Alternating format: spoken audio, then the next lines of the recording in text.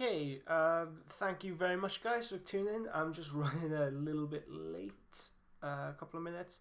So I'm just going to allow people a couple of minutes just to set up, make sure they can see the stream, and then we'll get into this. So hopefully everybody has varnished the miniature and put the metallics down.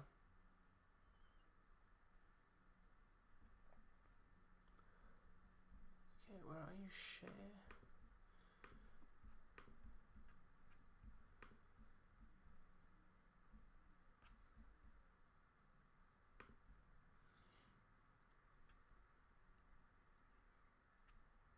Just making sure everybody can see this.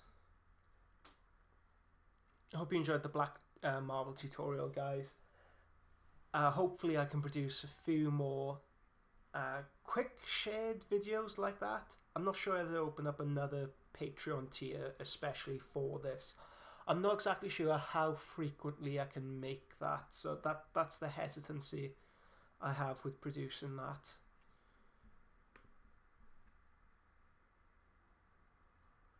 But if it's something you do enjoy, please let me know, and I'll see if I can bring it into my daily working schedule.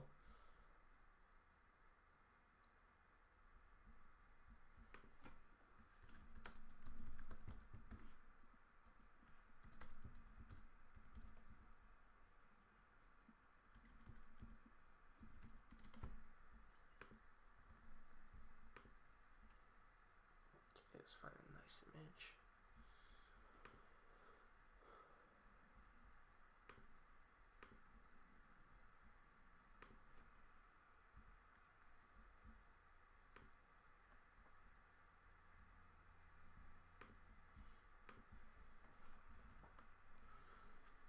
Okay, give it a couple more minutes before we get into this. We will start. So hopefully we can have a nice long session again, like last time. Where we can go through some finishing techniques, some nice little bits and pieces we can do to give a very high quality finish to our rhinos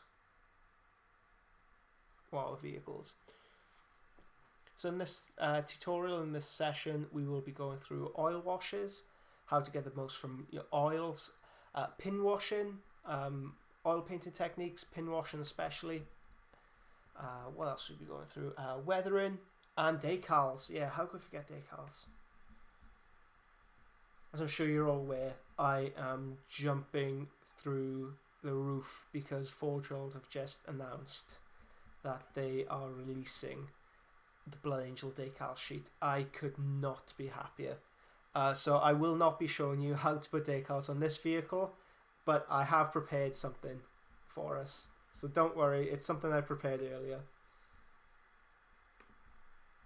Okay.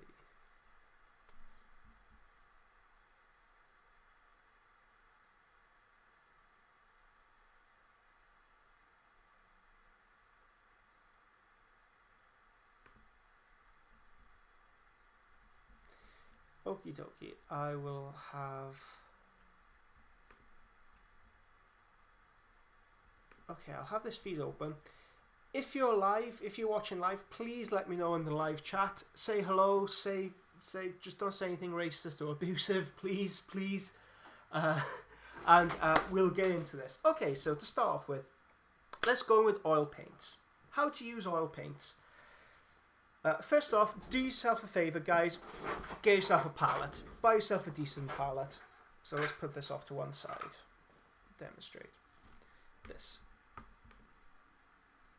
Get yourself a good palette. It doesn't need to be great. I've got a metallic palette here. And do yourself another favour. Buy tin foil to overlay on the top of this, so you don't end up with a pad that looks like that. Absolute mess. That's the last thing we want in the world, because the cleanup is just a nightmare after every session. Get yourself some tin foil, wrap it up, make sure you depress them in the little dimples. That way, once you're done with the session, you can just ball it up in a fist and throw it out the window and just let the wind take it where it may care. Another thing you need is a bit of cardboard or an absorbent layer, so some cardboard is ideal. Just grab yourself some cardboard. There's a few different techniques we can employ with oils. We can use it on the metallics to get some really realistic, cool metallic effects. We can use it as a pin wash to go into all the creases and all the different angles of the miniature. And another thing we can do is produce oil effects. So oil streaking, oil weathering, some really nice effects we can get going with this. So we need second most important thing we need, artist spirit. This isn't, I don't know why I'm showing you this stuff. Guys, see this stuff. So you need some artist spirit to go alongside this. By using artist spirit, you need something to cut up the oil with. With acrylic paint, we can mix it up with water for different effects. With oil paint, it has to be artist acrylic paint. Two reasons why. Firstly, it's not as viscously formulated, it's not as strong a formulation as methylated spirits, say, for example. And secondly, it won't stick your house out. Okay, so in order to use this, just take a couple of the dimples. Just add some clear white spirit in there.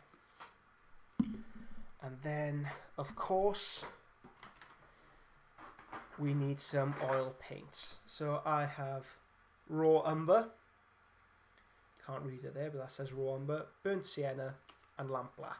This gives me a nice trifecta of colours to begin the weathering process. So let's bit of the raw umber. You can see it almost looks like Argax Earthshade. It's very dark brown colour. You add that straight on the surface. Do yourself a favour. Damn. I hate using the same phrase again and again. I think I've used that like 4 times already with this tutorial. It's advantageous for you to buy decent quality oil paints. I bought this around 3 years ago and I've barely touched the surface. I use it on nearly every project that I paint because I airbrush quite a lot and it does need definition. The plates do need redefining.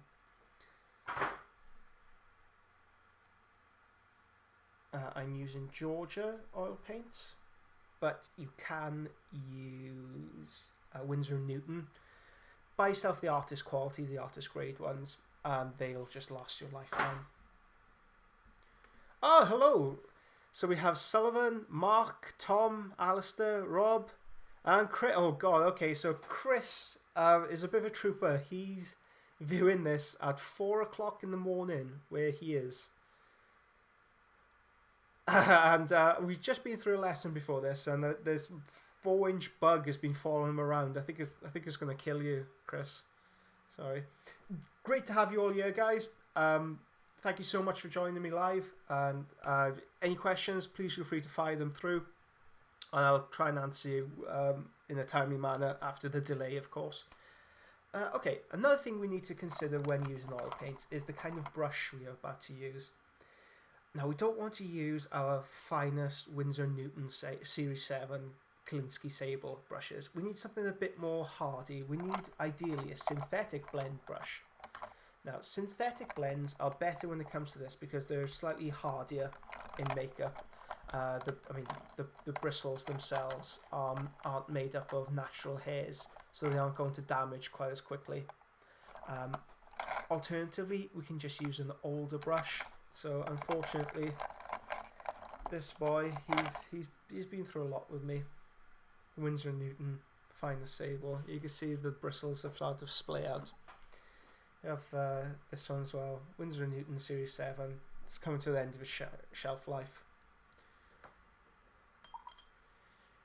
So we can use, unfortunately they've been relegated from the top of the pile to being relegated to this kind of procedure now. So let's start the session off with applying them to the metallics. So this is a really good way. You're going to kick yourselves, guys, seeing how quickly and how easily and how great we can apply. Whoop, forgot that those aren't attached.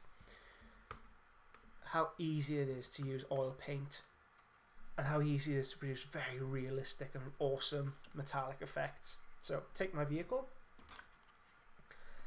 And there's different, so there is no real uniform way of using oil paints. There is no perfect mixture, or no perfect mixture balance between the oil itself and the solution. So in our case, Artist Spirit.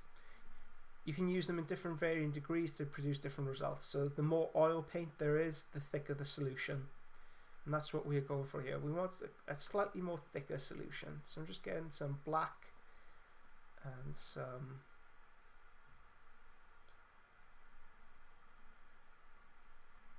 of our brown, adding these together.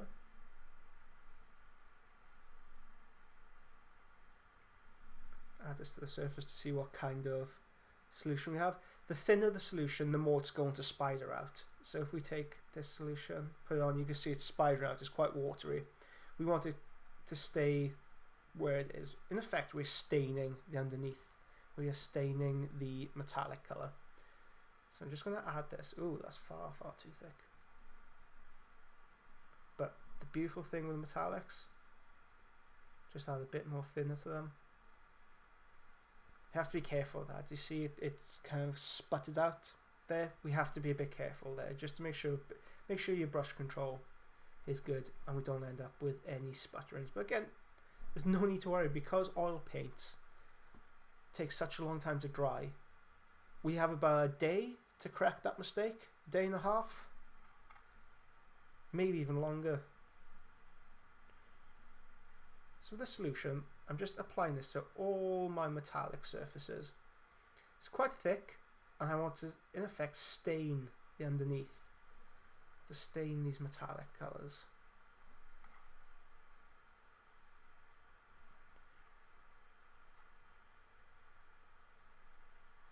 So this is a technique that a few military modelers I've seen use, especially guys who collect like Old West miniatures, American Civil War era miniatures use, where they paint horses. So they paint the horse in a slightly lighter colour. They come with an oil paint, stain the underneath, and then they allow it to dry, perhaps a day, day and a half, and they come in with just a Q-tip and they wipe it over the surface. It doesn't need to have any methylated spirits, any artist spirits on the tip. It just needs to be a surface that can wipe off the excess oil paint. It'll become a bit more clear. I'll actually demonstrate. I mean, that's the reason why I came up with this, just to show you these techniques rather than hear me rambling on in an incoherent fashion. Okay, so Sullivan asks, I've been using GW brushes for painting my stuff. Are they considered bad?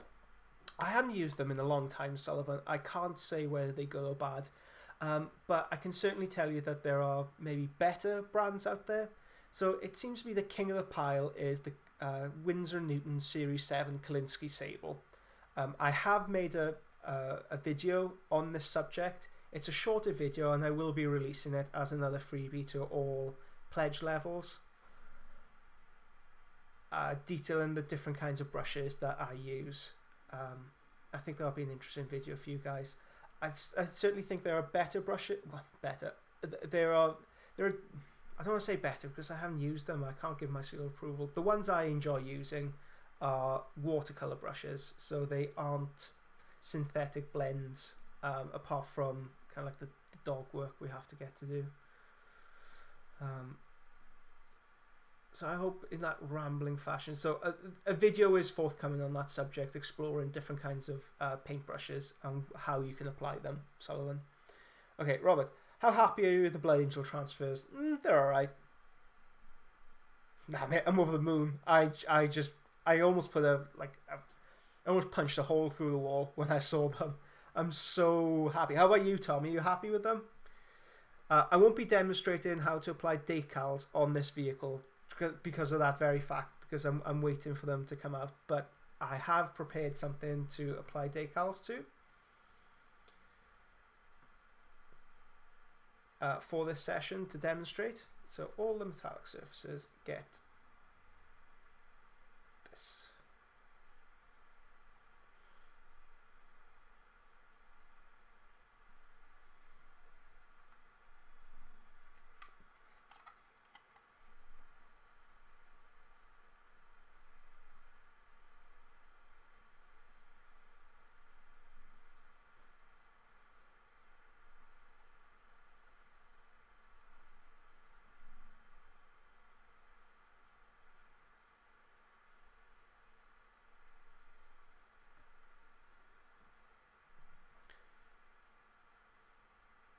Oh yeah, Robert, good shout there. So Robert brings up the Rosemary and Co types of brushes.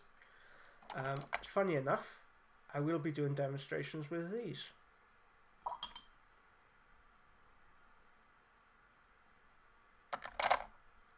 Yep, the Rosemary and Co are excellent brushes. They're slightly better value than the Winsor & Newton. They don't last as long as the Winsor & Newton. I find the point goes on, but just ever so slight amount quicker. But they are excellent. If you want what I call everyday brushes that you use for base coating, if you don't need any fine detail or blending or two-tone blending, they're perfect for that. Okay, so with the metallic areas, I'm using more of this color, the lighter browner color. Exactly the same method. We can mix it up with some of the raw umber as well.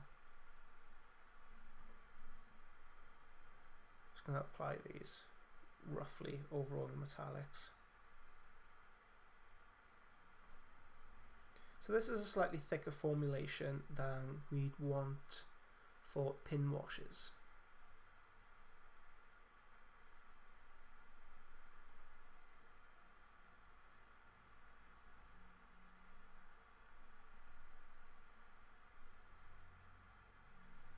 Okay, you can apply it to the tank trucks. I'm not going to be doing the tank trucks during this demonstration, purely because I need something to hold on to. But you can do it for your own purposes. Okay, so we have that down. Okay, let's rearrange this. Let's see if I can pop you on you. Ooh.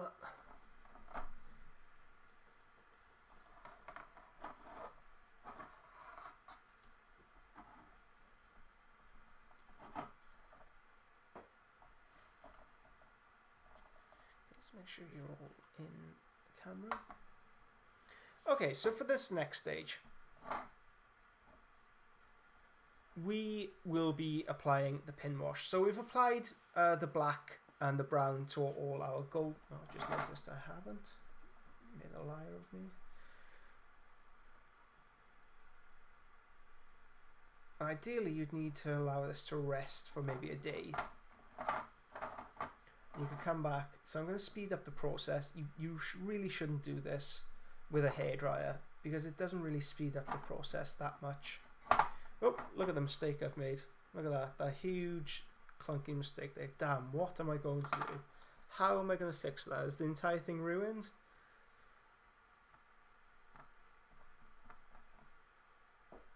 There you go. It's that easy to fix. Okay, pin wash. The pin wash technique. So pin washing requires us to have a slightly thinner formulation. So let's have a look at how thin. Great. So let's bring this down here. So I demonstrate. So we need a very, very much thinner solution.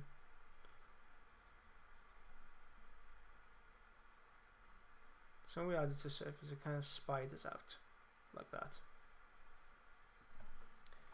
Let's find something nice to demonstrate this on. So this especially is a good one to demonstrate on. So I'm just going to touch this to the surface. And you can see it rolling around the gaps. So this is the pin wash. Adding the gloss varnish first makes the paint more predictable in where it runs. And it runs into all those gaps and all those crevices we want it to run into.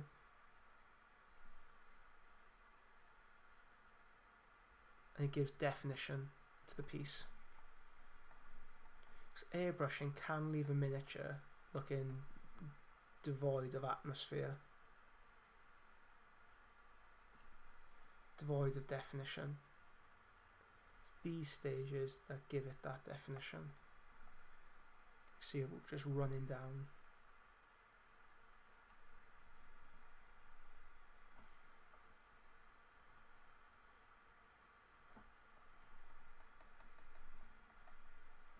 See, there's just a touch of overspill Yeah, it looks untidy, unclean.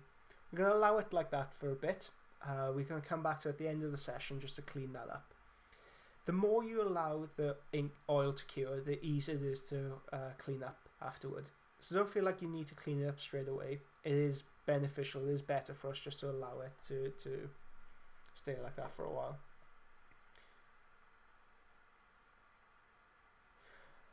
Yeah, I'm not sure what happened with last week's colour settings, Robert. I've had to play with them during the week. I'm glad this coming out a bit more vibrant. Last week it was a bit flatter. It's nice to think every week it's improving. The pin wash is done with the oil mixture. Yes, it is. So it's oil with the thinner, but slightly more thinner in this solution. So it runs and rolls around the miniature. So another good one we could demonstrate this on.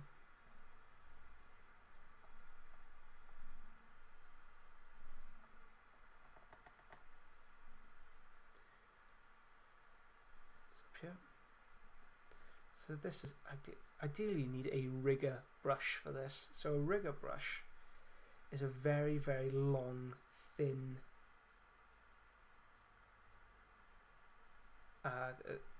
thin bristled brush, and it's great for these kind of pin washes. Unfortunately, I have one on order. My last one died on me, but it is possible to do with this, as you can see. So just run into all those gaps.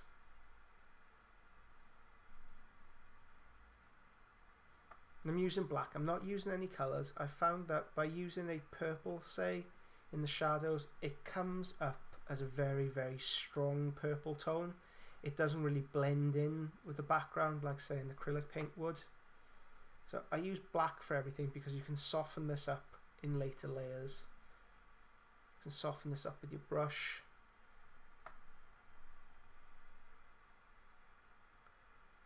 And it's great for these little rivulets, these little dots. So you could just add a dot around it and it will just naturally spread around it.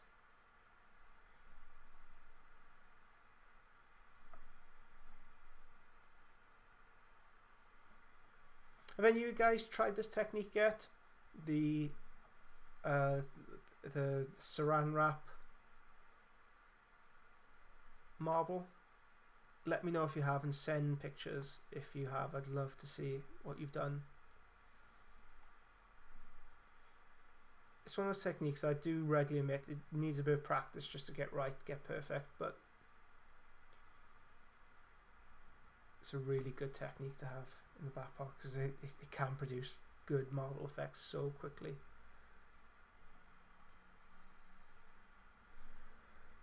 So just adding these around.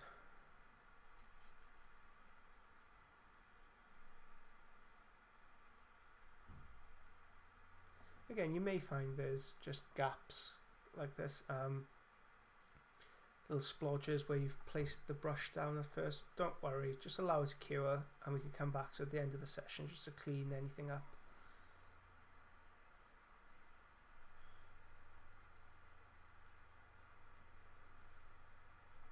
I'll show you how to do oil streaks next. I don't do so many oil streaks with Blood Angel vehicles because I find it doesn't really show up that well against the red.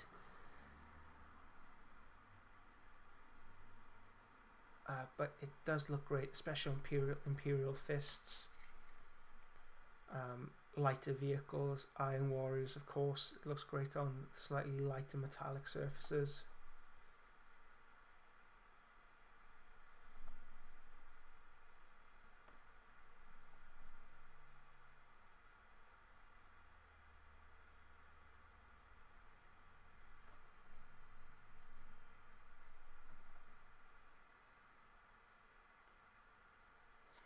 Sullivan asks, have I done a tutorial on how to use green stuff? I haven't yet. I will be doing that in the future. I'm not I'm by no means a sculptor or anything like that, but I do know how to do basic conversions. I do know how to manipulate green stuff. So in my very limited way, I will be able to show you what I know of that process. but it's not up yet. But if you do have any suggestions, like Sullivan, if you want any tutorials, please let me know, because I file them away. I put them on iPhone notes. So future sessions that I will get around to in my release schedule. And if there is a real clamour, say, for how to do green stuff work, then I'll bump that up the list. I'll prioritise that over what I was planning that month. So at the end of this month, you'll be getting a PDF download of Fantasy Skin Tones. That's almost complete. That will be released. And then next month, what shall we do for next month? On the slate is Emperor's Children, how to produce, so it's a Painting the Legions PDF tutorial, how to paint Emperor's Children in the way I do it, with examples of colour theory and explanations of why I choose the things that I do, and some different examples on how to create a more saturated tone, how to get a more nuanced tone. So it's very much an Emperor's Children, a purple and gold and white masterclass. Okay, so I think I've got everything there. All pin wash. Again, you could do. It's great for these tracks as well. You could very quickly just get these tracks in if you do that. But I don't want my hands covered in this stuff. Okay, pop that off to one side. Almost forgot the vehicle's hull hatch equipment.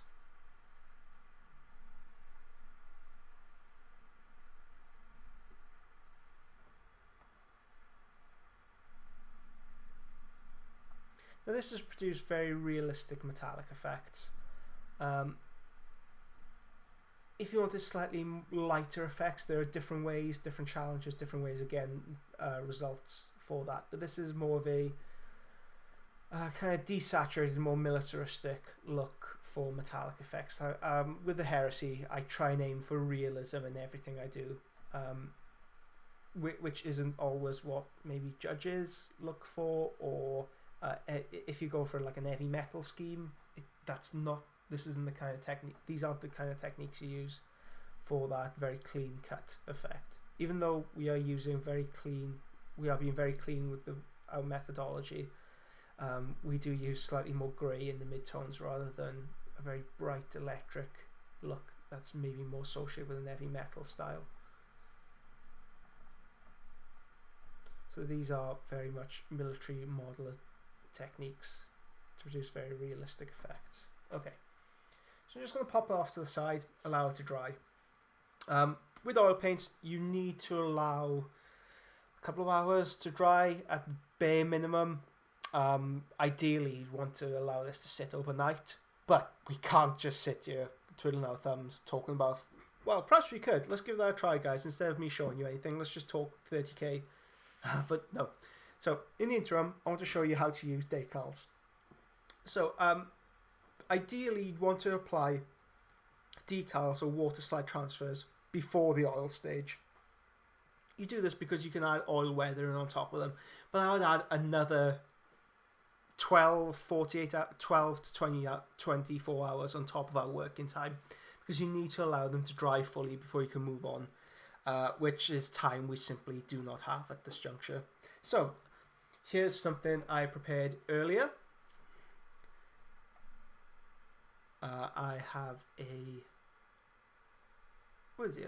Strike it. No, God, what's the name of these guys? Spears, some shining spears in a Samhain scheme, Samhain scheme, however it's pronounced.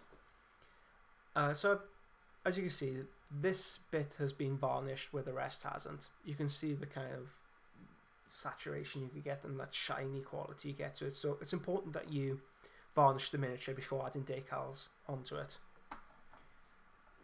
So I'm just going to place this off to the side. Have our protagonist here. So Sullivan's asked, maybe a video on the custom Rogel Dawn from start to finish. I think you're being a bit optimistic there, Sullivan. But I like it. I like the optimism. It's just I won't be able to dedicate that much time to a custom Rogel Dawn when the real Rogel Dawn is being worked on at the moment. So just wait a few months and you'll have the real thing soon. But I will be able to show you how to create capes and things like that. Maybe some detailing work. But I think that's a little bit too extensive for what my skills can do. So Christopher's asked, would I use a pin wash over the acrylic washes you showed me earlier? Yes, you can do that, certainly, yeah. I tend to think it's either or, because you spend all that time adding acrylic washes on top of the metallics that I showed you earlier, only to do exactly the same process again, but with oils. So it's either or, but you can certainly combine them, yes.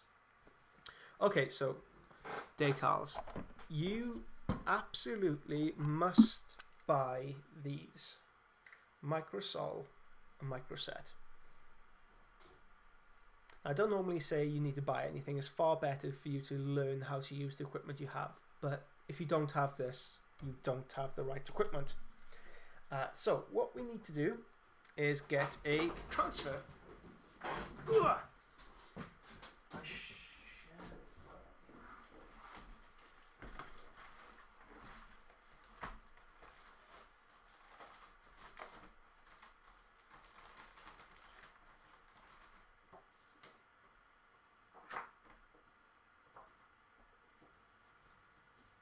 Sorry, excuse me for a moment. I just need to grab a pair of scissors.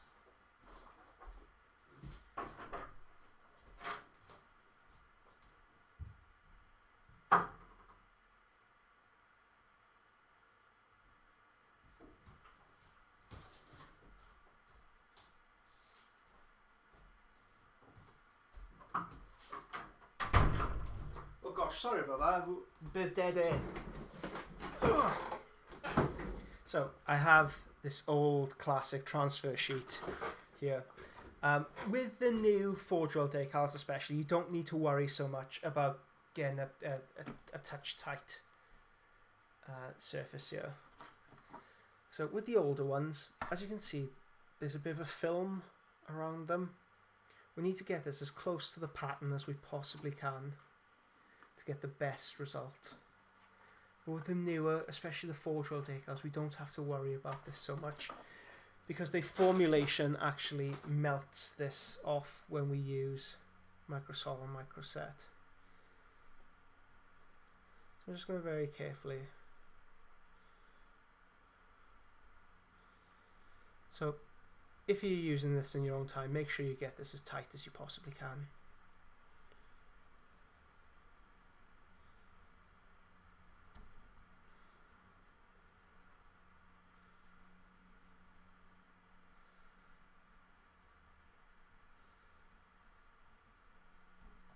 Okay. For our demonstration purposes, that's fine. And then you need, so because I keep losing things all the time, I like having a surface to work from. So I just grab a palette, place this on, and you need warm water. So it's very important you have warm water to add on top of this. It just helps loosen up the decal and it makes it slightly more pliable in later layers. So have some, conveniently, some warm water next to me.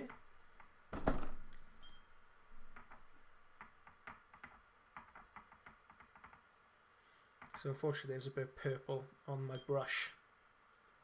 So that's where you can see the slight purple pigment. Oh, it's starting to come off already. Slight purple pigmentation there, but no need to worry. It's not going to affect it that much again. Okay, so Dale. Oh, hiya, Dale. So Dale says, freehand of a bowl of fresh cats on Dawn as a lower back tattoo. So unless you guys, if you guys don't listen to the Eye of Horus, that means absolutely nothing to you. But for those of you that do, yeah, sure, I can show you how to freehand cats eating Dawn or Dawn eating cats. Yeah, sure, why not? So Chris asks, well, I have plenty of surfaces on this model, so may go for both. Okay, so Dale, is Microsol a vinegar-based solution?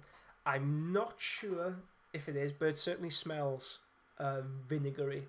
I know I have heard people in military scale modelers circles actually use white vinegar for this effect. I'm hesitant to use it because I know this stuff works. So just stick with this unless you want to give it a try. But I can't speak to the efficacy of it. Okay, so read the bottle. I always get these mixed up. Brush microset on the model. So microset first. So you brush this over the model, over where it will sit. Good generous amount. And then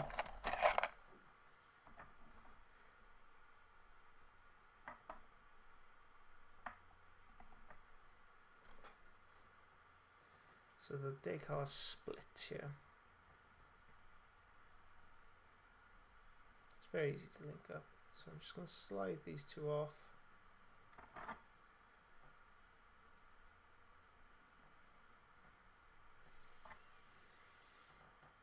Okay.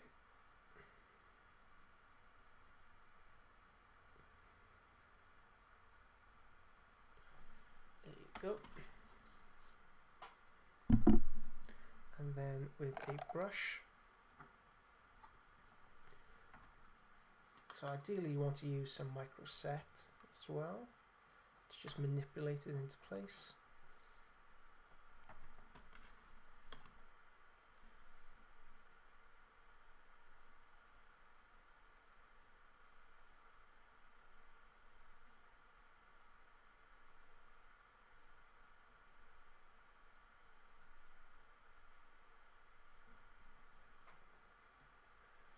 Okay, so that's straight.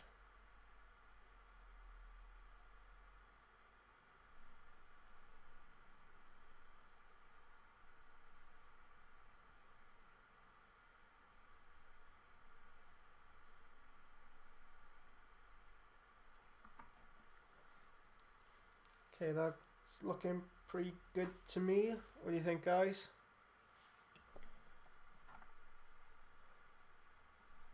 Yeah, that's looking pretty straight to me. Okay, so I'm just going to brush some microset over it again.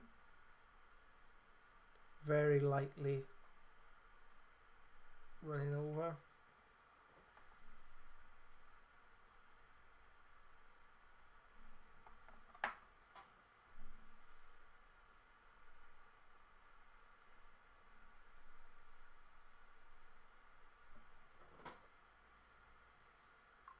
Okay, they're going to allow that to cure for a few moments. Alistair says, you're calmer than I am, I'd be swearing. Yeah, when things break apart like that, it's very easy to manipulate on the surface. I was a bit concerned that I'm supposed to be showing you guys a masterclass, and I was absolutely buggering that to bits. But I'm glad to say it's come together at the end. And we have had a few tears in this, which I'm quite happy about. I prefer it being, I mean, that's one of the reasons why we use decals over, say, raised surfaces, because we are able to add weathering, we are able to add tears and scratches and surfaces like that. If you do find it disturbing, just paint over it. Decals offer us a great opportunity to cheat when it comes to freehand. So we can mask off the surrounding area and maybe airbrush a different style over this. We could airbrush this blue, for example, have a nice fade going for it. We could actually paint on the top of this. We can paint some nice fades, some nice different details. It's not quite straight, I don't think. Whoop, just taking off his eye. We can do lots of things with the decal. It offers us a template from which we can go on to explore the miniature even more. We can do some nice freehand on top of this if we wanted to. Okay, so Dale, tidbit. At this stage, a hobby knife is easy to manipulate a decal about more accurately versus a brush. Yep, certainly. So I've used, as you saw me use, is this pair of tweezers just to help it around. So the brush I use to brush over the microset, just for that final layer on top. Okay, what size of a rigger and mop should I look for? It depends on the brand. They're all different sizes. When it comes to Rosemary & Co., if you look on the website, it's a 1-to-1 scale comparison. So if you place your brush up against the screen, it'll be an accurate depiction of it, well, unless you zoom in or out. Okay, so just allow that to set for a couple of minutes, and then we can take a Q-tip, just very, very lightly brush this over the top, knock off any excess moisture.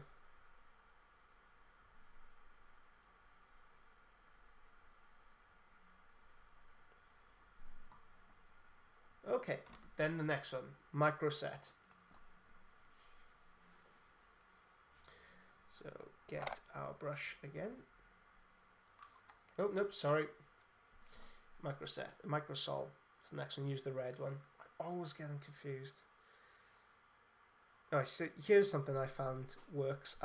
If you dip your brush directly into microsol, sometimes the metal ferrule catches on the cap and it causes it to spill. I always place it in the cap just to make sure, just to limit the opportunities I can to mess this up. So I'm just going to lightly brush this over the top. This is quite a nice surface to be working with when it comes to applying a decal, because it's quite a nice curved surface. What the microsol will do is slightly dissolve whatever solution they put on top of the printed image, so it lifts off, so it'll just melt down. Normally it's varnish, so it'll just slightly melt the varnish and it'll start to crease up somewhat, and this is exactly what we want. Some people freak out at this stage, but we want it to crease, because what that's doing is just tightening up around the surface.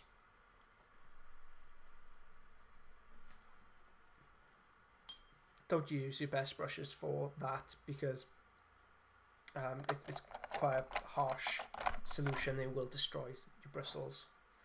Okay, so we're just going to allow that to dry. So again, this is going to pop off camera for a while. I don't want to apply any heat to that surface, because I found it silvers up, it bubbles, it creates all kinds of nuisances that we just don't want. So instead, I can show you a different technique when it comes to using oil paints. So we'll whip up our oil paints again. We can get a slightly lighter surface that we worked on last week. Oh gosh, where are you? Okay, so that has gone for the song. Let's do it on a different surface altogether. Okay.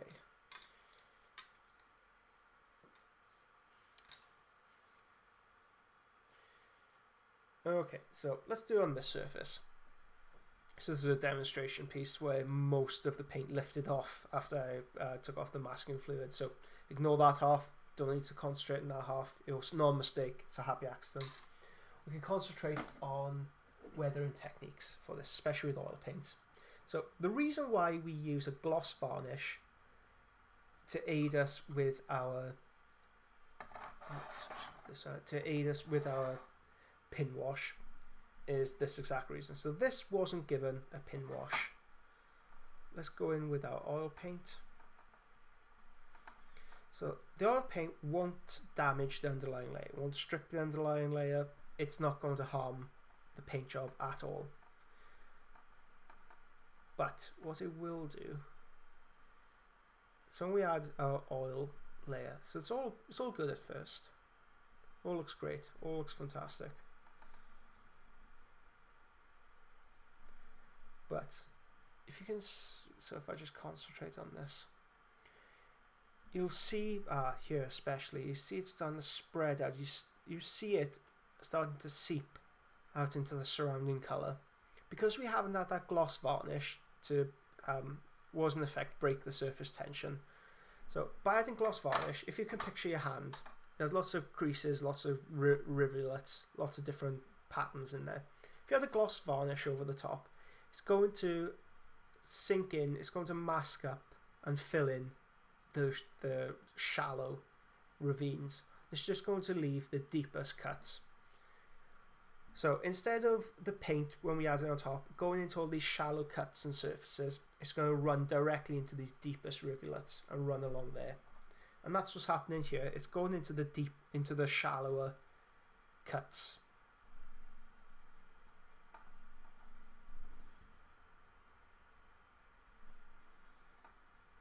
Again, this is great to add.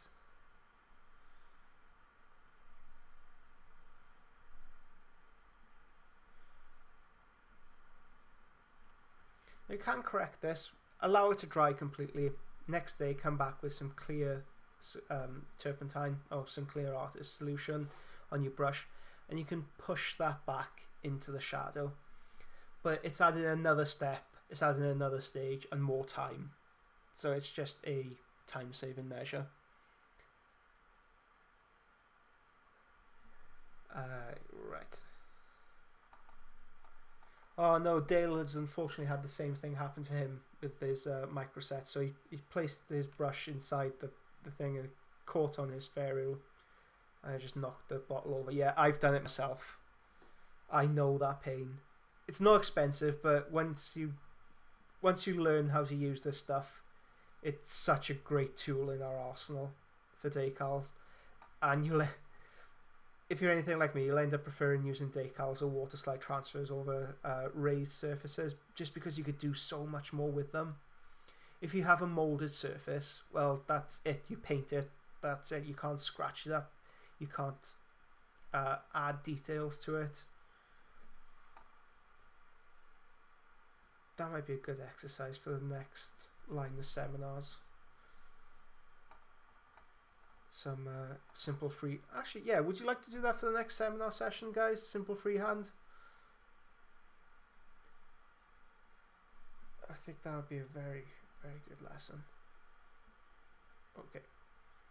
So you can see it starts to spider out everywhere. It doesn't look very clean. It doesn't look very nice.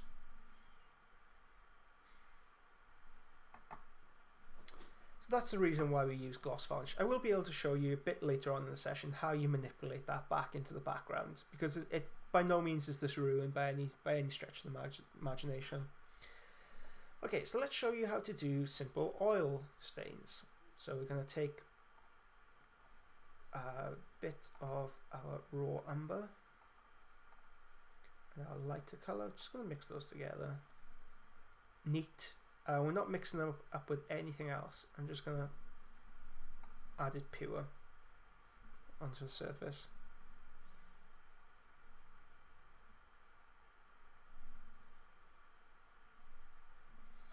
There's another way you can do it. Take an old toothbrush, dip it in solution and kind of roll your finger around it, produce like a splatter effect. Depending on the vehicle, if it's a Death Guard vehicle, I think those tiny little splattering things would be very appropriate. Perhaps not so much for like a White Scars vehicle, or maybe not even like a Death Guard, but let's try World Eaters. Let's try it with this. So I'll be able to show you how to manipulate that in a second. But again, like anything else with oil paints, we have to allow it to dry. So I'm just going to hit this and the Rhino demonstration piece with a hairdryer just to help speed things up a touch. Ideally, you don't want to do this. You want to allow it to set properly just to avoid any movement in the pigment, avoid any unforeseen circumstances. Just be patient with it. But for our demonstration purposes here, we can do, and I'll have the time. If anything goes wrong, I'll have the time to correct it in my own time. But just for the demonstration pieces, it's good just to show you here. So, very sorry for the loud, annoying sound you're going to hear.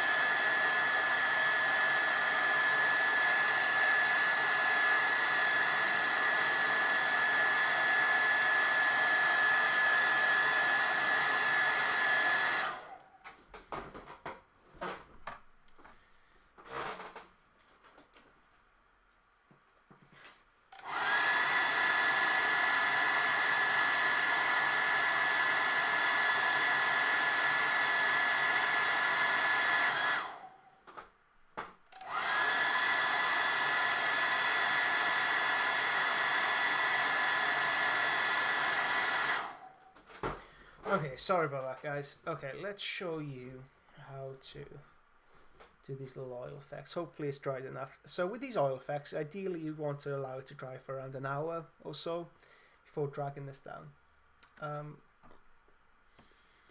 Go to your local hobby store or your local hobby store. Anything will do.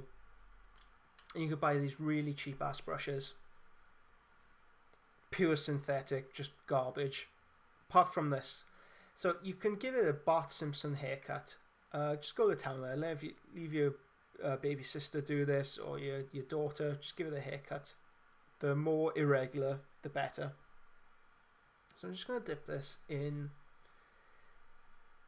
pure white spirit. And I don't want it to be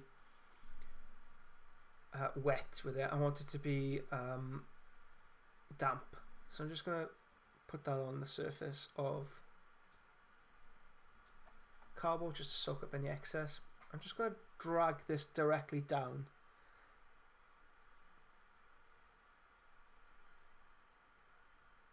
Simple as that.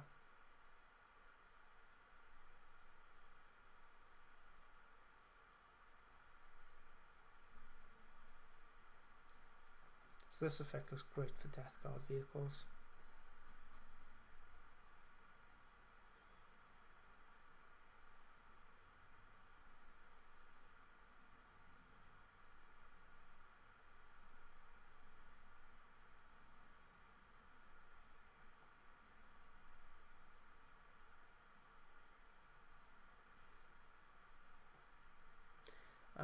Death Guards, Imperial Fist, this looks great with.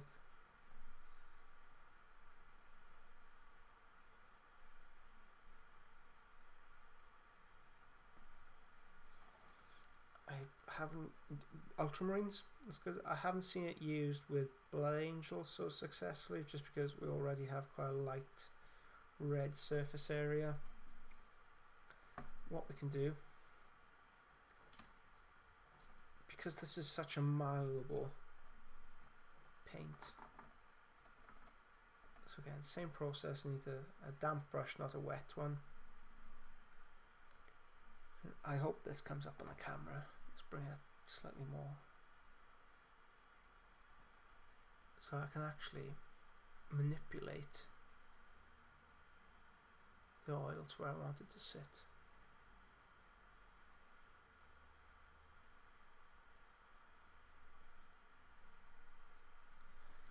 Let's try it. So this is slightly off kilter at the moment. So what I can do is just push the pigment over so it sits more in line. I'm going to drag that out just a bit more so it looks too strong. Down here I can just take, again, damp brush. I could just diffuse that out into the surroundings.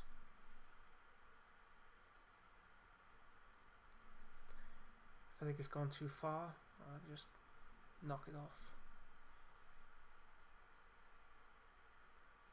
I just refine it, but it is much better just doing it first time down, boom. You don't have to surround it like this. For these, if you want a slightly lighter pattern, you just run pure white spirits down. And that will lift off any excess oil paint. Let's do the same here.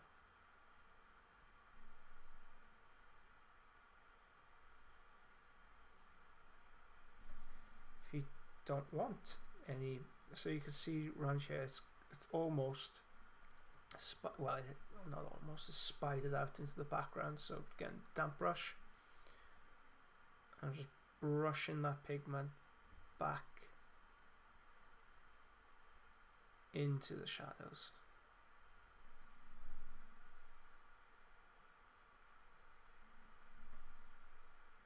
Up here, down the seamly tide mark. Just brush it away. Same here.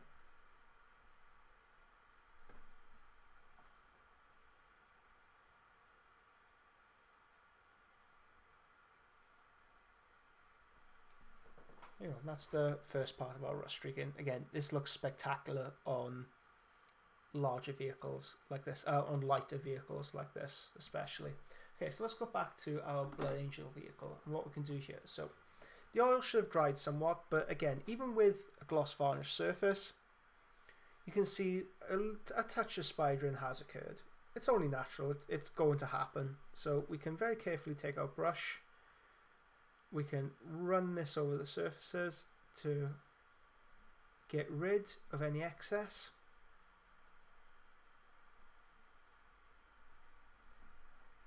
You can push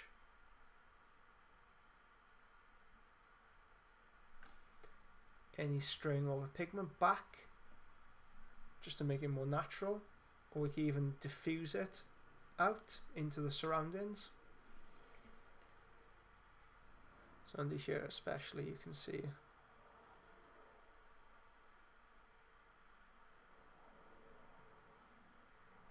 how easy it is just lifting that off. Alternatively, if you save a bit of time, just take a brush and you can almost like knock it down like we just done. So let's try it with this.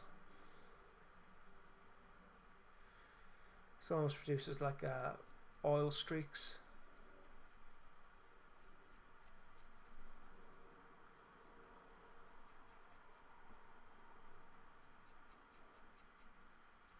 But because we mix in black into our coat, it will give the red a slightly darker overall appearance doing this. So if you want something slightly more targeted, like we've just been doing, it's going to give a cleaner result. So I'm just going to spend a bit of time just cleaning up so the oil paint didn't quite reach there.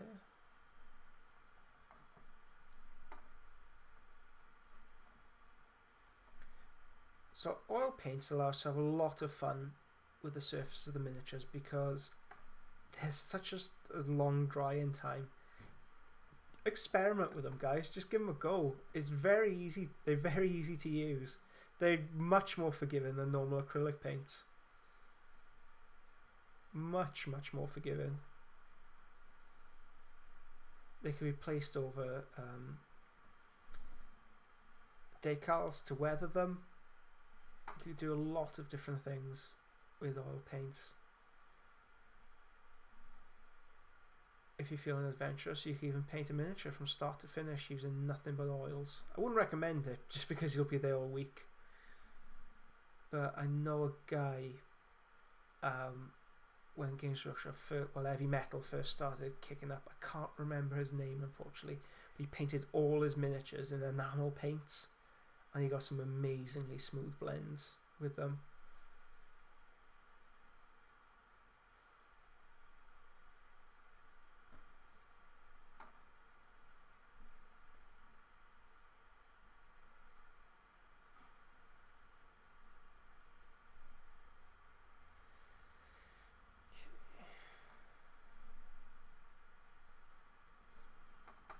So the next step's a fun step. We will be adding weathering powder and some spray, overspray on the miniature. So this technique is really to define everything. Like we said previously, the oil paints, the airbrushing stage leaves us with a very undefined surface. This defines the surface. This helps define all those plates a bit more.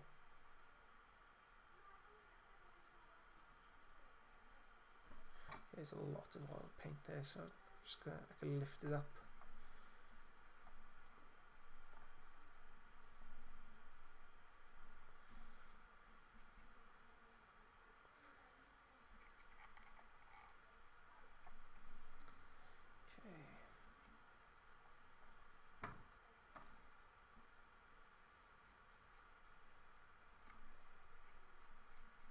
You can do this just without with this, just lifting off any offending surfaces. Okay, that's just for the pin wash stage. Now what about the metallic stage? So I'm going to take a clean Q-tip, put this off to the side. Again, ideally you need to allow this to dry for about 12 hours. So do this late at night and then come back to it the next day. So Chris asked, what water you dip in your brush in, which Robin and Dale very helpfully explained. It's artist spirit. So white spirits or low odor methylated spirits. Good couple of reasons why we use this over terp, say, mainly so it doesn't stink your house out and give you a headache after every time you use it. So for the metallics, I haven't dipped this in any methylated spirits, none whatsoever. I just want to try and lift off the worst offending or the thickest amounts of oil paints. So like I explained earlier, this technique is more often employed by military scale modelers. In effect, we're staining the underneath.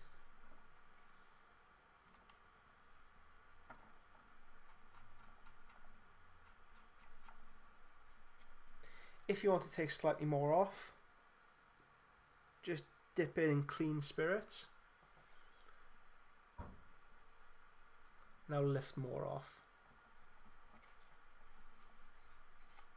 But I'm just going to be using this on the metallics. We're staining the underneath. We're rubbing the oil into the underneath.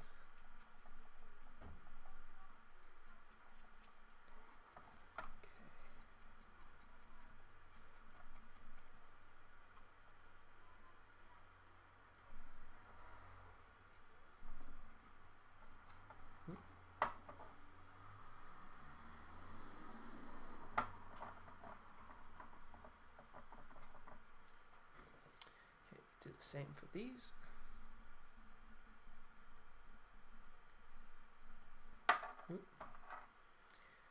And same for this.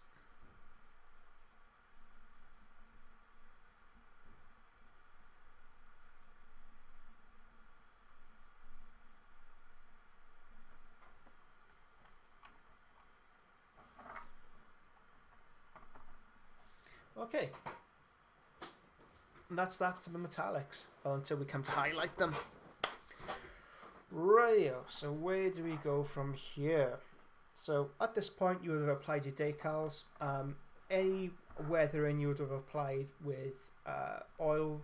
So step 1 was last week. Step 2, add decal. Step 3, add oil weathering. So say if there's a decal here, for example, and this was a lighter background.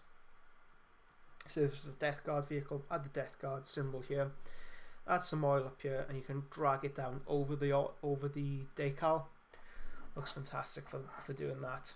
Rightio. So the next stage, just so I'm fiddling with this, fiddling with any marks. Okay, so the next few stages, right now we have a pretty much completed rhino. From here, it's more a matter of adding weathering techniques to it, weathering touches. Sorry about this 4K photo thing in the background. I don't know how to get rid of it. I'll research it for next week. So a few different techniques we could go on from here. I personally like going in this manner. So let's add like a sandy base to this. So colour matching is very important when it comes to the bases and the rest of your collection. So if you're using brown bases for your collection, take the same brown colour and we can spray it on the bottom. In my case, I'm using a mixture of brown. Well, the idea of my forces is that it's set on Terra and the air is thick with smashed monuments. So I'll be using brown for the base layer and then a thing called street dust on top of that for any further dusting and weathering techniques. Very fortunate in that this is fantastic for this kind of thing, and I'm matching this up with raw umber, which is what I've used for my bases. So I'm just going to mix these up. I'm going to be running this through the airbrush.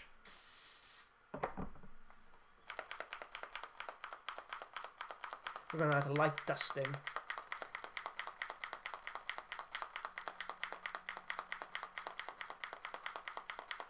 to the vehicle. Actually, before that stage, we can do something before this. So we can, we need to define these plates just a small amount more. We need to add edge highlighting to them. Sorry, I knew there was a step I was forgetting. So we need to apply matte varnish over the surface. So this is going to have a twofold effect of matting the entire surface area. It's going to kill any shine in the metallics, which again is a good thing because we can build on top of that with more metallics at later stages, giving them more of a contrast. So the matte varnish I'm using is Galleria acrylic mediums. Feel free to use Vallejo or whichever matte varnishes that you do use. They're all great. If we were using decals, for example, I would suggest adding another layer of gloss varnish over this. So, however you have the vehicle weathered, add another layer of gloss varnish, allow it to dry, and then use the matte varnish on top of this. The extra layer of gloss varnish on top will just give another coating and sink it into the background. It'll give it a painted on appearance, which I will show you with this miniature at a later stage during this tutorial. But for now,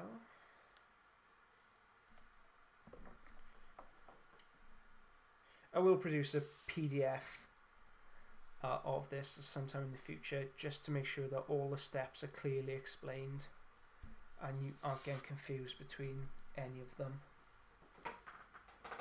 So, okay, matte varnish.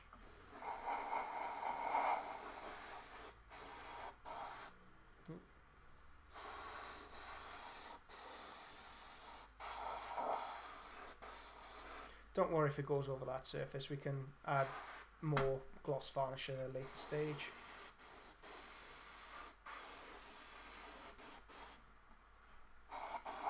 Because on top of the marble we do ideally want a gloss finish to it.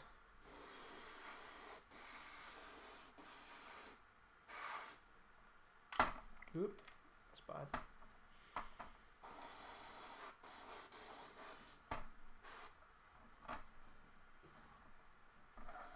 Okay, so I'm just going to allow that to dry.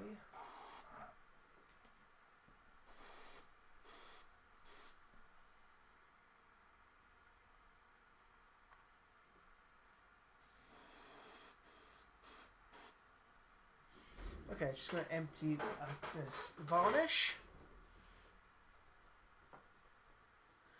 Okay, Robert says, is there any issue with putting the varnish over oils that are still drying? Not really. It's not an ideal situation to be in. You do want them to dry completely. It's just purely for demonstration purposes today. We need to speed this along. But just allow everything to dry before moving on to the next layer. Now this can seem like a time-consuming process when you're painting just a rhino in isolation. But you ideally want to have your entire force collected and built in front of you. So you're able to apply these layers across an entire collection, so you have all your rhinos done at the same time, all your land raiders, all your vehicles, all your infantry. That's where the time saving measure comes in. I guess I'm used to splitting this work up because I'm a commission painter and I'm so used to breaking up projects in this manner in my mind now. Okay, so I'm just not doing anything exciting, I'm just getting rid of this solution from my airbrush. Again, ideally, you'd want to allow this to dry completely unhindered. For our demonstration purposes, I am going to be hitting this with a hairdryer just to speed up the drying process. So again, loud, annoying sound coming up.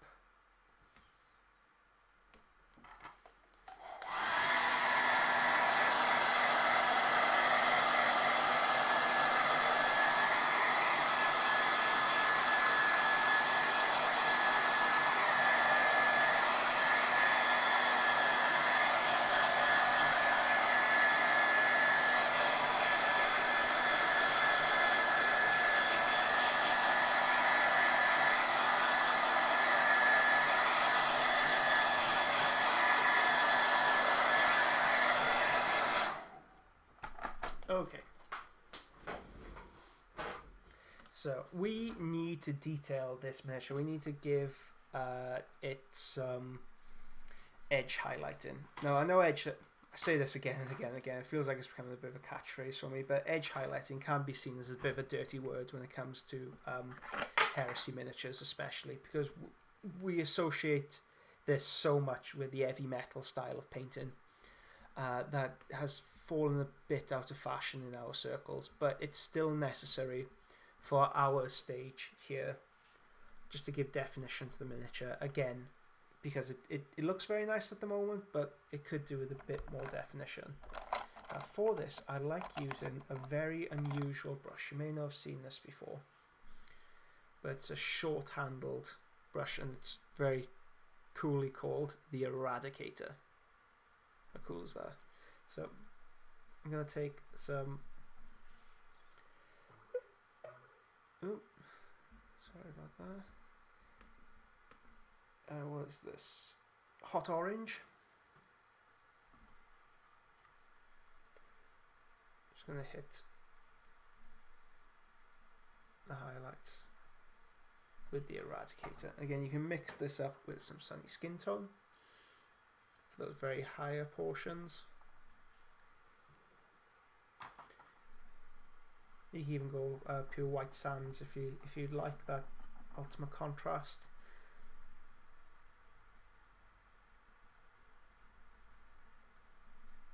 What this does, it just gives a slightly more of a textured appearance than just using a long bristled brush. You have to be careful with this because the paint does dry very quickly.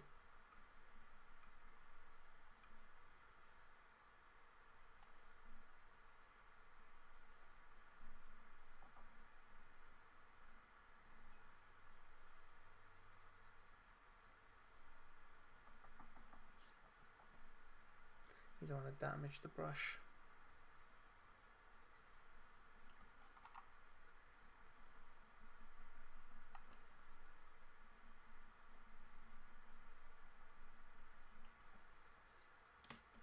And then we can come in for that final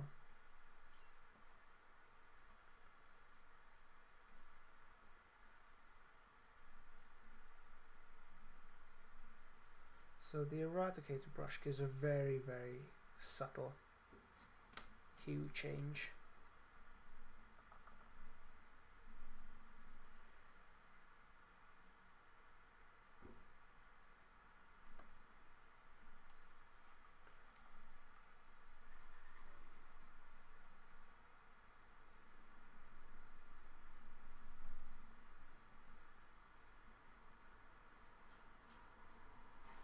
You ever seen a brush like this, guys? It's a weird little thing, isn't it? Came across it a couple of years ago.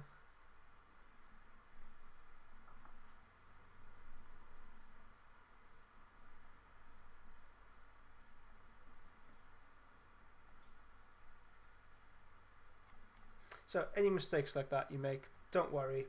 We can mask that up with weathering powder or just damage, battle damage.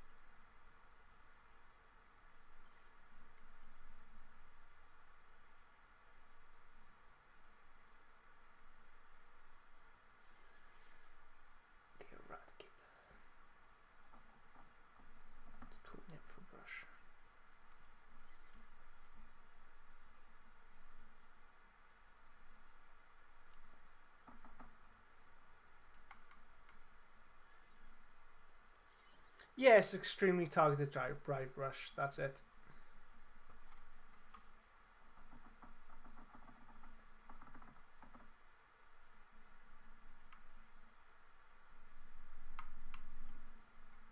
Doesn't really give off much of a hue transition, it just helps break everything up ever so slightly, because you do get a lot of samey tones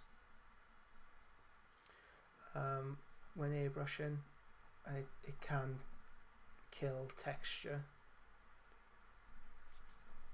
What this does is just rough up those surfaces slightly, give a bit more texture.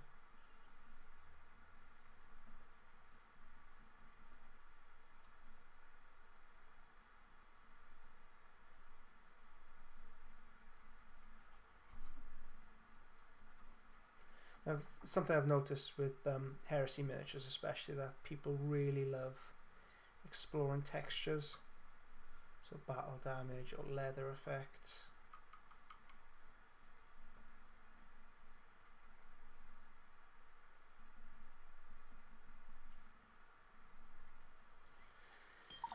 Okay. And very quickly.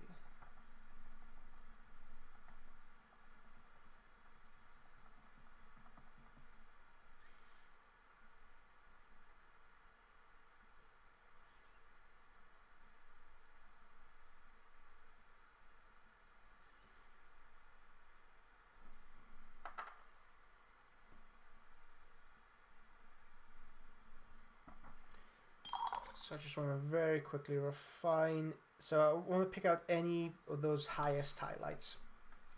Anything I really want to concentrate the eye on.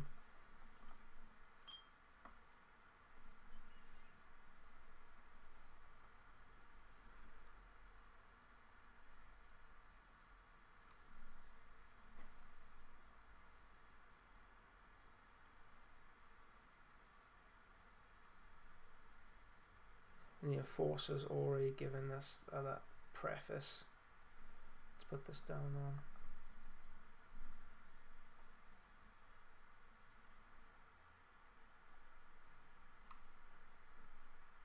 Otherwise these highlights would look a little bit strange.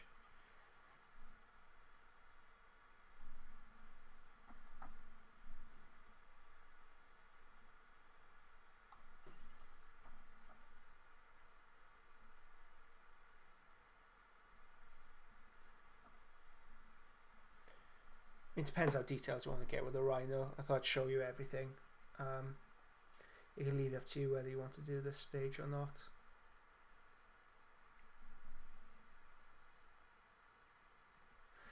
Another cool thing we can do as a time-saving measure is take some of this sponge. We can apply this over any harsh surfaces. So surfaces that would come into contact with a lot of battle damage. It's also really good as like a faux so what I'm looking for, faux highlighting, faux edge highlighting. We can use this instead of edge highlighting.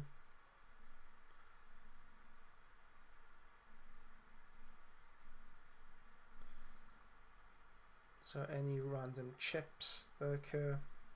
I personally don't like using the sponge chipping for that technique. I prefer using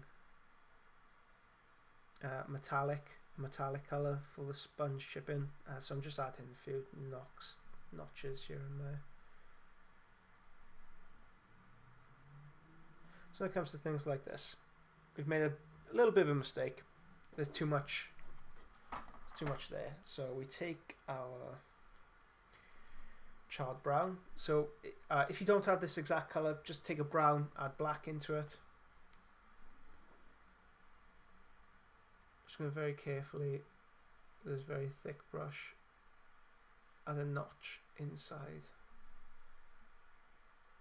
You can see it's created that battle damage. Now you could do this for every notch that you're sponge chipping picked up. Personally, I'd go around the bend if I was doing that. If you wanted to do it for a competition piece, it may be worth doing then. Personally, I just like going in with a darker metallic colour, so like a graphite colour. In our case, I'm using steel.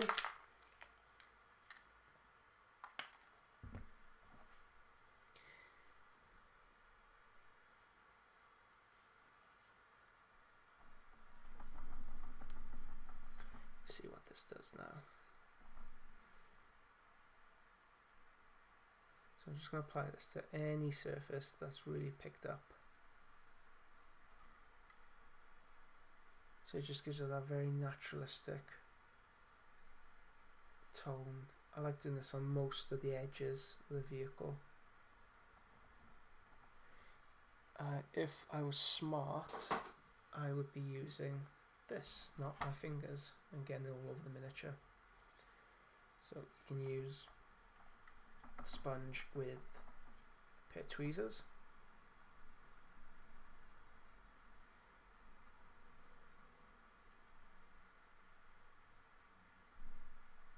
It's a much more naturalistic effect.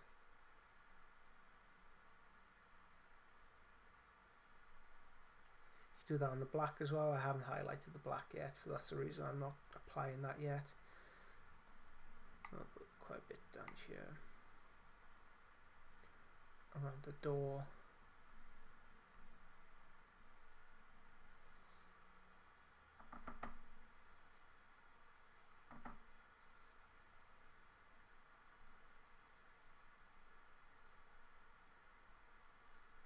I think it looks better with a red as well, instead of using the sponge chipping, because you can end up with quite an orangey, almost like a sunburnt effect to the vehicle, to the red. So that's why I like going in with this. Okay, lots of chipping around here. Yeah, that doesn't look natural at all, so I'll be able to, I'm going to change it afterwards.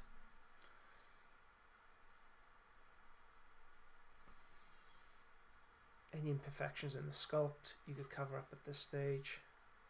So I know resin can be a harsh mistress, and no matter how much you sand down, correct, fill in, you will end up with unseemly creases. It's just the nature of the beast, so we can cover them up here with this. Okay, so same process again for the black. What can we use for the black? Let's use black and white. So I don't want to do anything too fancy with this. I don't want nice. Well, let's add a touch of turquoise in here as well. I can't help myself. And some white sands.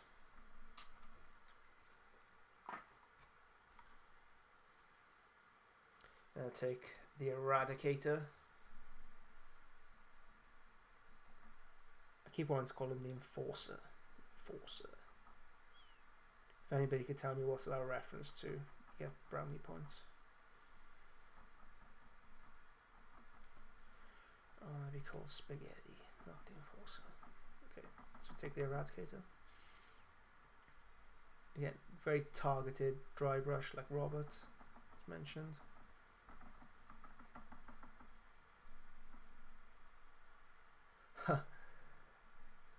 So Dale has said he's done it before. He's added every chip, every little chip, every little piece. Yeah, it's enough to drive you crazy. So for competition pieces, absolutely you can do it. For gaming pieces, don't. Just save yourself, guys. Don't do it.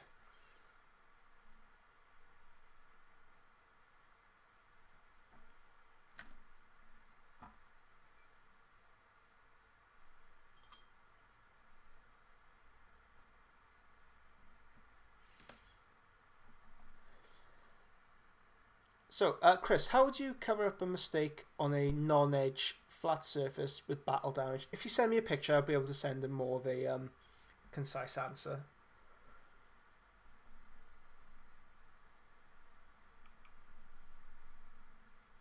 Okay.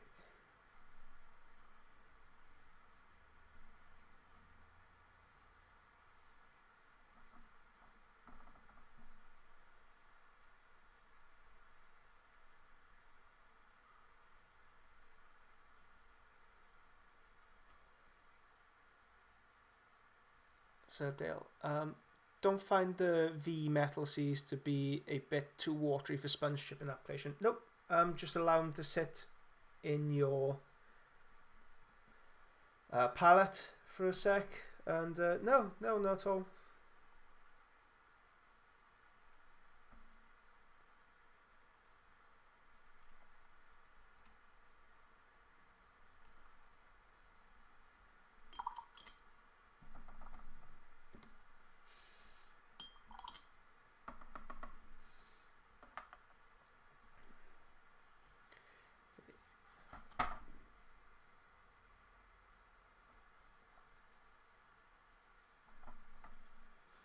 Same process, but with the black.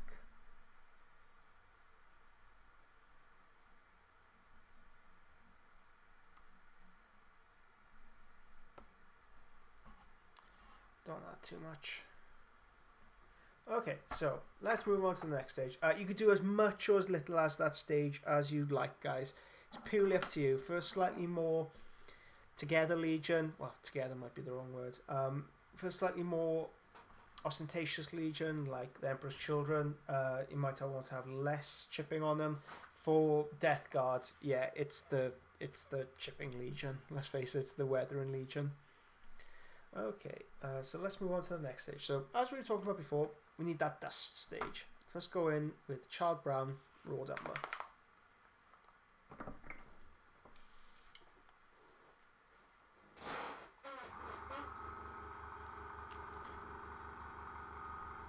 So completely up to you. Whatever, try and match this as closely as you can to your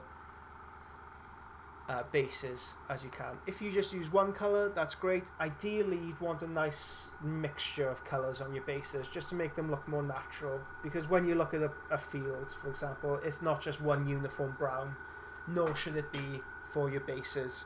When you look at a battlefield especially, things have been shelled, it's been blown up, it's been irradiated. God knows what they do to it in the 31st millennium. So just added some thinner into this, make it quite thin.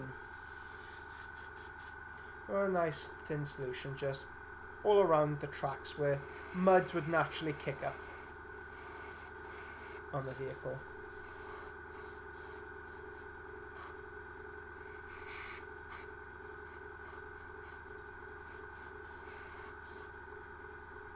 It's very subtle.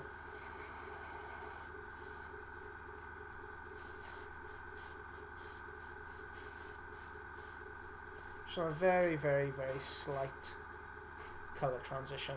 Nothing much whatsoever. Whoop. Okay. Let's put this off to the side.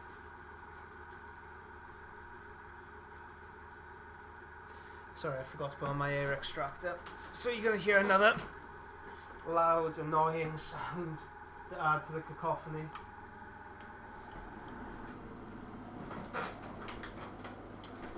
Okay, so, okay, Dale asked, Word Bearers would be the most weathered Red Legion. Yeah, I suppose they would. Unless you were going for a specific example, say Blood Angels at the end of the Siege of Terror, they'd be pretty bust up. But yeah, I agree with you. Word Bearers could be one of the most weathered Red Legion. Yeah, sure. Okay, Sullivan. My Death Guard are now assigned to the to be wood chippers. You never specified what chipping it would be. Okay. Yeah, so take that to the bank. If you're collecting Death Guards, throw your miniatures into a wood chipper.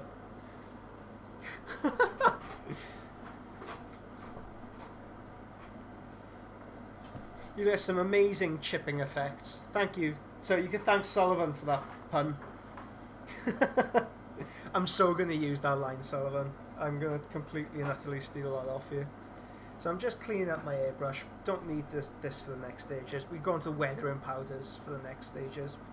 And we're on the home stretch here. We're on the fang. Oh, no, actually, I can show you some heat bloom. So how much time do we have? We're 1 hour and 30 minutes. We have 30 minutes to finish this bad boy off. We're nearly there, guys. Nearly there. And in that, we have to cover metallics and weathering powders. Easy. Okay. So heat bloom. It's up to you which surfaces you apply this to. If you think that something like a minigun like this would have a bit of heat bloom to it, I think it would have a slight amount of heat bloom, not much, but melter weaponry would certainly have quite a lot of heat bloom to it. And rather handily, I have forgotten to paint the tip of it. So let's do that very quickly. I'm taking VNC copper.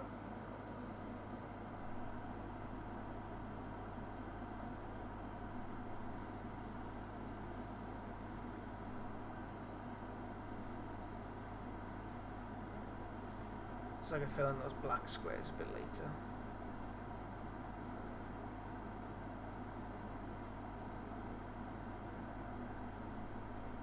I wasn't able to edit the last video because I think we ran slightly over time. So if you guys don't mind a slightly unedited, unedited raw seminar footage, let me know. If you prefer something slightly more polished, like the marble tutorial, please let me know. But I really like the interactivity I could get through these things. Okay, so just going to allow this to dry off in the corner. Let's do some heat bloom. Okay, so for this, I don't like using clears. I prefer using inks. So having your inks in front of you is very important. The way, the manner in which you use them, or rather the color recipes which you use them. So you go from yellow, red, purple, green. That's the methodology. That's the technique. That's the blend of them. So it goes from yellow on the outside up to a blue. Okay, raw, baby. Oh, great stuff. Okay, so you guys have said you don't mind raw footage, so that means we can go slightly over the 2-hour time limit. That's great. That takes a lot of pressure off, and I can wander off, get myself a cup of coffee, wander back after a couple of hours. No, that's a joke. That's a joke. Okay. So got a bit of yellow in here. Yellow ink. Touch of mixture. Gonna use one of my bitch brushes. Come here, bitch brush.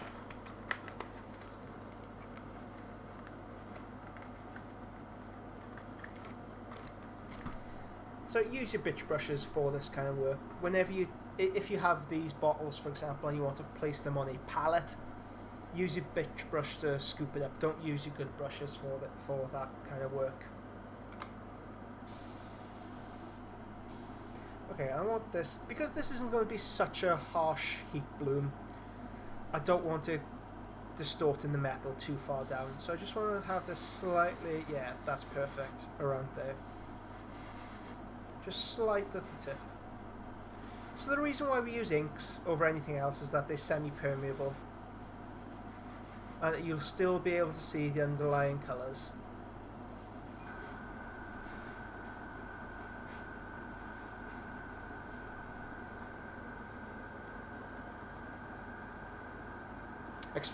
I can't drink espresso, so here's an interesting tidbit that I found out very recently. I think I have a bit of a caffeine intolerance. I think that's the right phrase.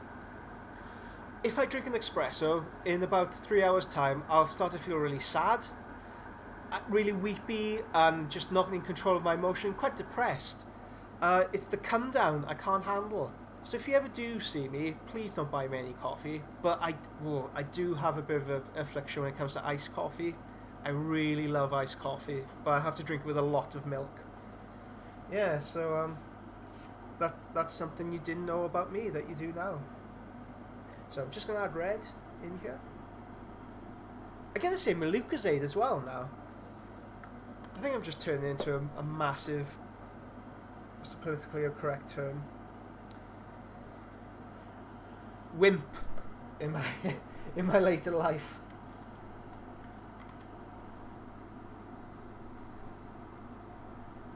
A bit of red.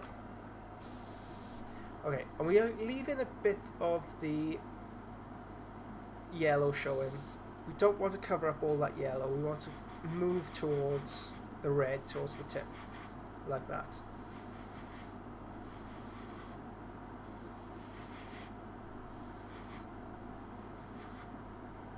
So it goes up in a nice gradient, going to yellow to red. The red may seem a bit over the top right now, but we're going to modulate that with the purple.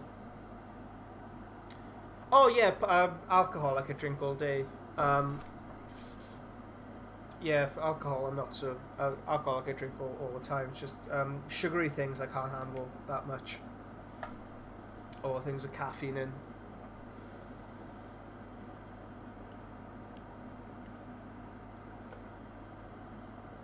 That's one of the temptations when you work from the home, especially when you've opened a bottle of wine the night before. Think, oh, shall I have some of my lunch? And then you don't go back to work. It's not so much getting drunk, it's just that feeling of being relaxed and at peace, and not feeling like you have any responsibilities. That's deadly for a guy who works from home. But if you didn't know before this, I used to be a wine merchant before I started the commission business.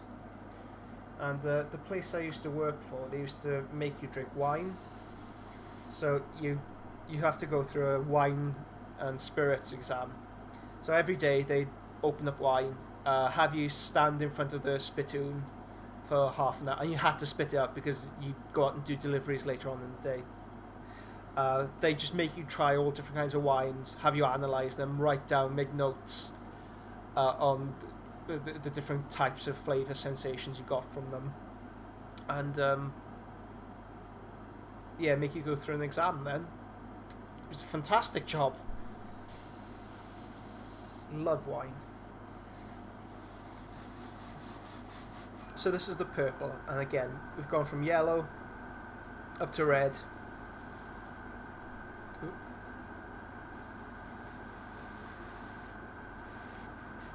Up to purple. You can see it's knocked back that red. Now I probably don't want anything more than that, but I'm going to use green just to mellow out that yellow somewhat. Mellow out the yellow? Yeah, okay. So Sullivan asks, is the painting all self-taught? Yes, it is. I had some schooling in sixth form, but I wouldn't really call that like a formal education. I didn't go to art college or anything like that. This all came about through tutorials I read online.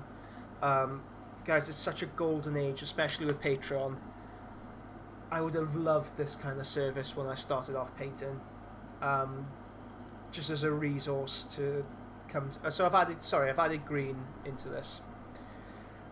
The tutorials that existed out there were good, but they weren't great because you'd find no matter what you do, you will always end up skipping steps because there'll be certain steps in between the steps, if you know what I'm talking about. It's very arbitrary where you decide to take the photographs for a tutorial, and then you have to kind of explain what you're doing, but it doesn't really get to the core message. With this, I'm able to exactly show you. So even if I'm unable to really tell you what I'm doing, you may see something that I'm not talking about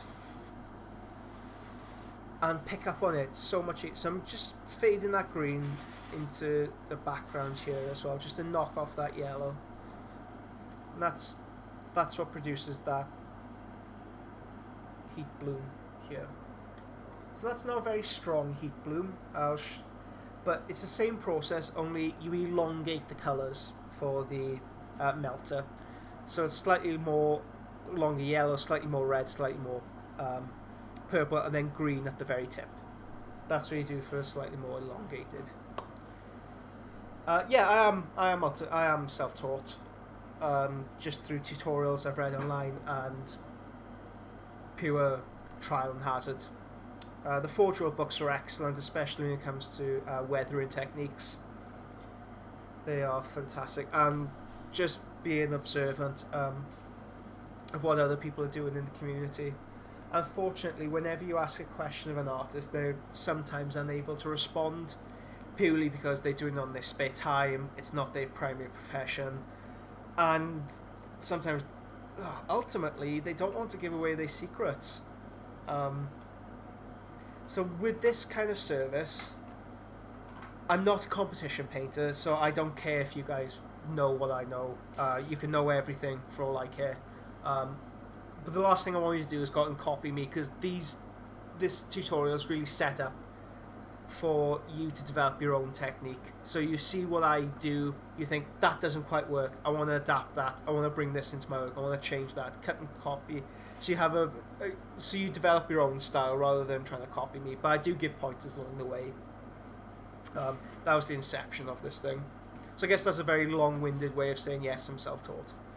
Okay, let's go on to the weathering stages. So these stages, they can last as long or as little as you want. I do tend to find I get so absorbed with these parts, it normally takes longer than the rest of the vehicle combined. So I'm just going to show you on this side what I do, because I do become awfully absorbed in this. Okay, so grab up your weathering powders. So just have a load of I normally have a load of weathering powders open, and a box just to tap them all into. So there's a few ways we can use weathering powders. The most simple way is using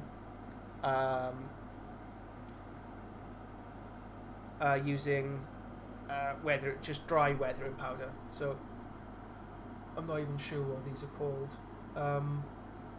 Whatever weathering powder you have is fine. Okay. So, take a brush and you just mash this into a surface. And this produces... You can produce mud with this if you add gloss varnish on the top.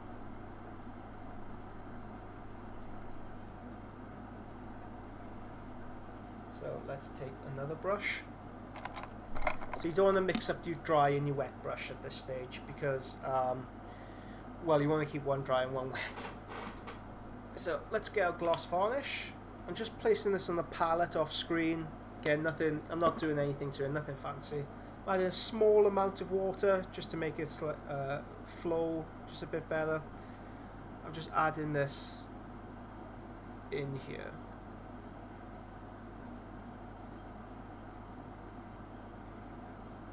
And the gloss varnish is going to make this dry, glossy, and it'll make it seem wet, and it gives it that mud appearance. And on top of this, we can carry on adding weathering powder. Make sure your dry brush doesn't get mixed up with this.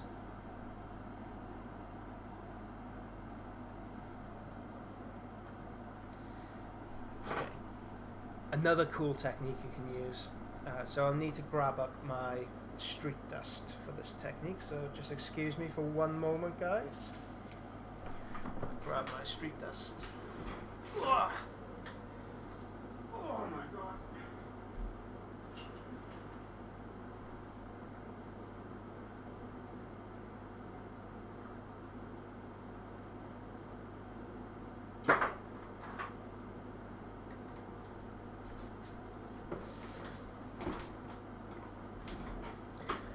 Okay, so I got some of this stuff, Wilder solution. So this is grey-brown filter. I'm not really using it for the grey-brown filter, but I've had it for such a long time. It's separated into the solution and the medium. So I just want it for the solution, and it stinks. It absolutely stinks. Because I'm using... my original idea for this was a Terran-based force. And the air is thick with fallen monuments. So I've just taken some of the street dust, tapped off in the corner. Just want to add this into any gaps.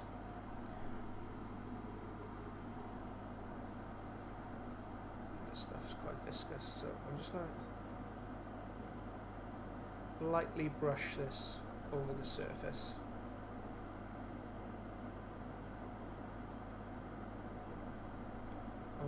vehicle. This is going to come really well. So even just brushing it like that, you can see the build up. Let's bring this slightly more on camera.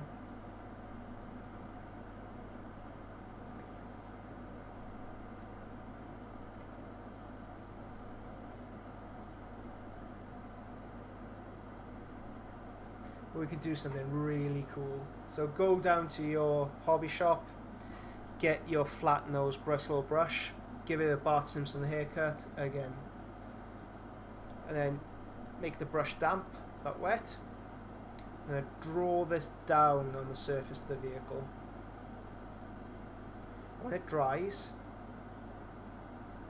it'll give the appearance that dust has spread up on the vehicle, it's rained, and it's left these kind of like rain markers on the vehicle. Or almost these tide marks.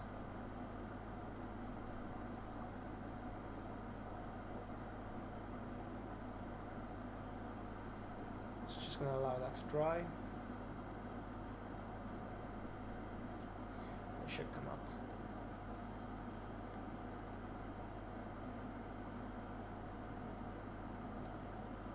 And you can keep overlaying this again and again.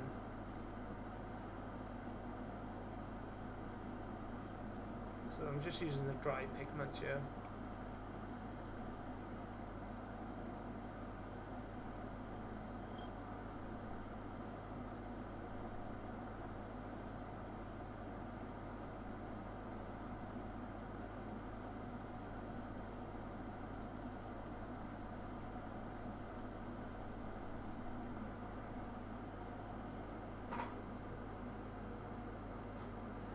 I'm not using any solution on it, I'm just using water. That's all I'm using. Depending on how bad you want the build up to be, how dusty you want it to be, you could just do this again and again and again. And you could substitute this white layer for any colour you wish. Brown, black, whatever.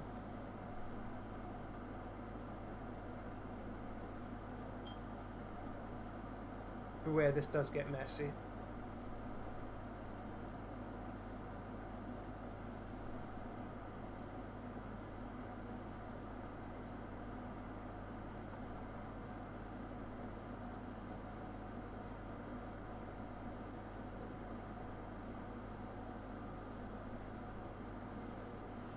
So you can start to see it build up, especially down here, that realistic kind of weathering effect. You can even go a bit more targeted.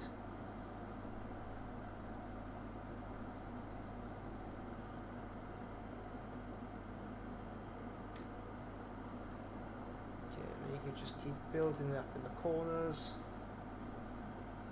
There's our dry brush. And feel free to mix them up with other things as well. So I'm just going to add a touch of brown. When it comes to sealing this miniature, these techniques are really only designed to be used with display level miniatures. So you paint them once and you just leave them, you don't do anything else to them, which is completely impractical for our terms. So I would suggest adding a gloss or maybe a matte varnish mixed up with some weathering powder, with artist acrylic on top of this. And what it'll do is just seal everything.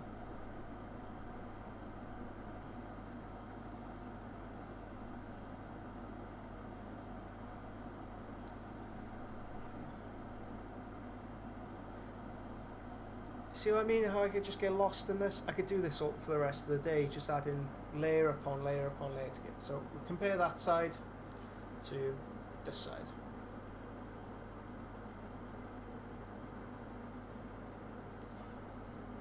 So you can see the sense of realism you get from this as opposed to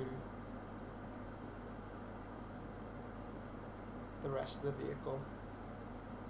So that's the next stage for you. Then finally we come to the metallics. So this is the, oh no, you can see it all spreading out. I told you it was messy.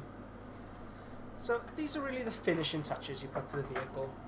When it comes to the metallics, all depends on how much time and effort you want to put into this.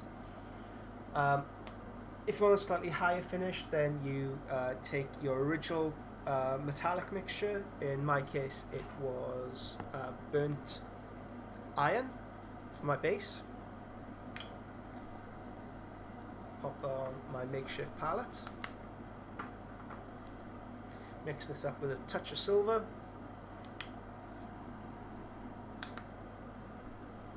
I can do a technique called buffing.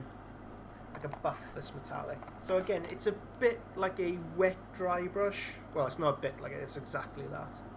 So again, we need a different style of brush for this technique. And this is the filbert, and this is an evergreen filbert. Just turn that off. Now this is a synthetic blend, which means the synthetic hairs mixed up with natural hairs. It gives us slightly more spring and it's slightly more hard wearing. So when it comes to things like this, it's perfect for. I just want to reintroduce some metallic elements to the highlight. But I don't want anything specific.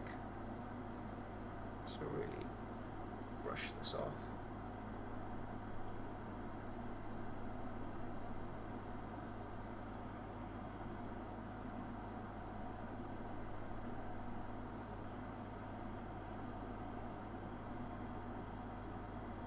So I've just added slightly more of the silver into the highlight layer here. Again, with your own time, please feel free to dot all the rivets, paint all the rivets if you so wish. But if not, not a big deal.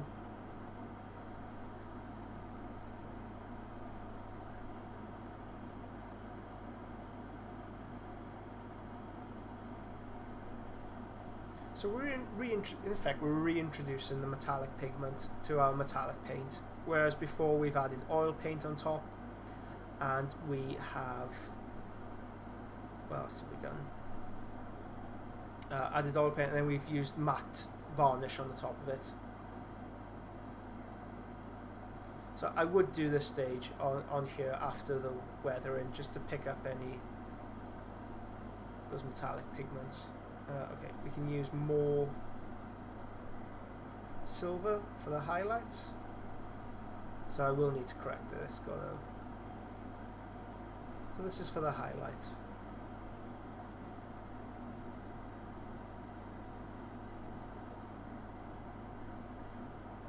So I'll pick up any areas of. So you can do it here. You see how he picks it up.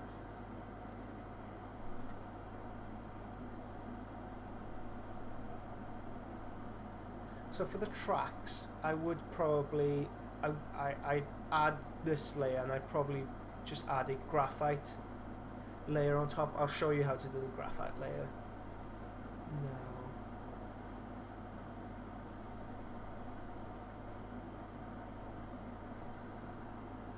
now. Okay, I'm glad we could do this raw, because if we weren't, we would just come up to time now, and we haven't finished, so it's nice to be able to run over the 2-hour limit. Thank you so much for staying with me again, guys. How many people do we have? Well, we have 10 people watching. That's awesome. Live. So for the rest of the people out there, I hope you're getting any questions on these techniques. Please feel free to contact me. So for the gold, I'm using, what am I using? Oro Imano, which I believe is dwarf gold. At scale 75.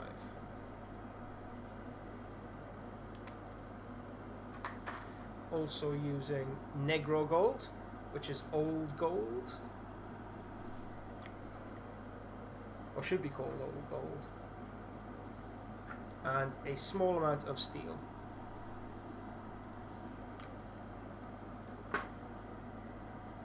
So you can see the 3 colours here. Just going to mix up between them. Same process.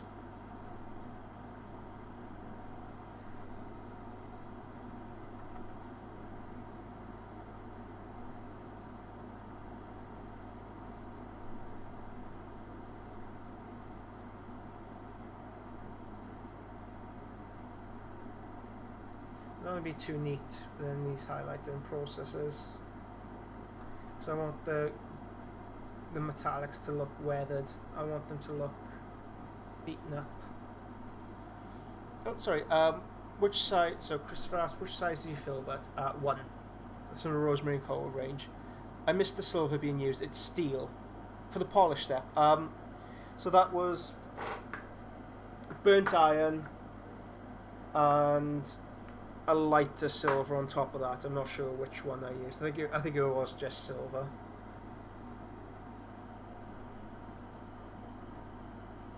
Oh, sorry, I've missed a question. Have you ever won or been in a Golden Demon? So I have entered, but I haven't won. Right. Something I found with gold especially, it's worth just edge highlighting everything in silver first, and then applying almost like the mid-tone.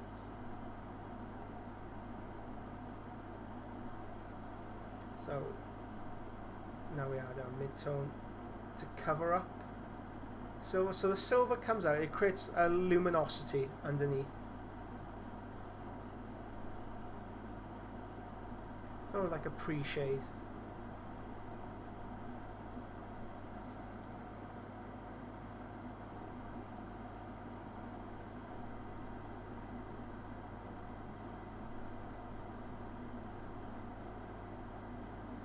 So let me know in the comments what armies you're working on at the moment, what projects do you think you can apply these techniques to.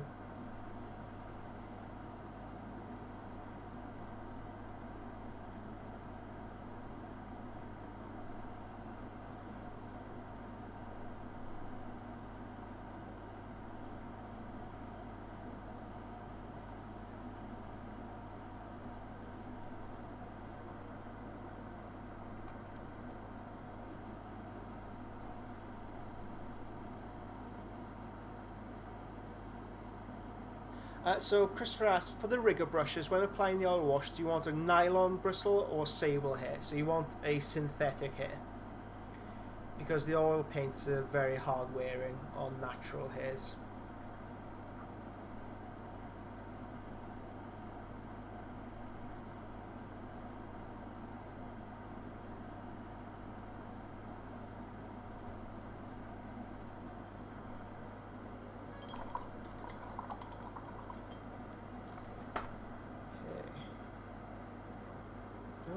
Don't forget this guy, so we give him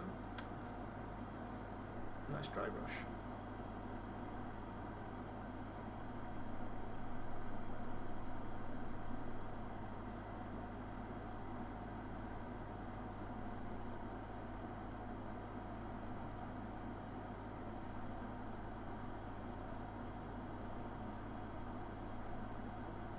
So that's how simple the metallics can be.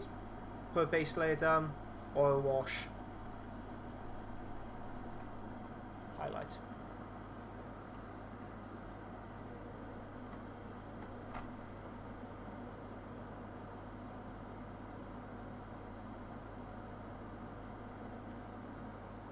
So clean, dirty, clean, dirty, dirty, clean. Probably won't weather the rest of this vehicle until the decals arrive with me.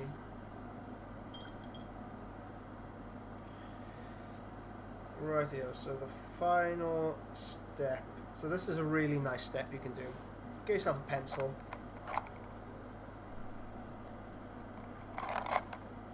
Get yourself a palette of any description. Again, these are all messy, fun stages.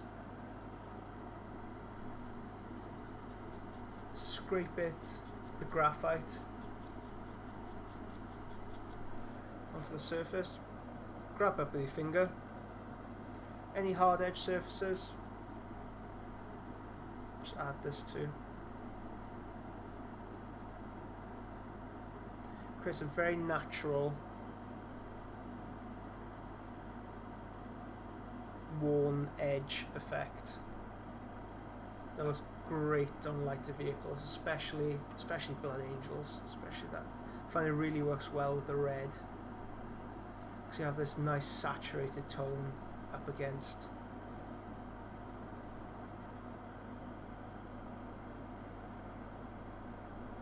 It's graphite.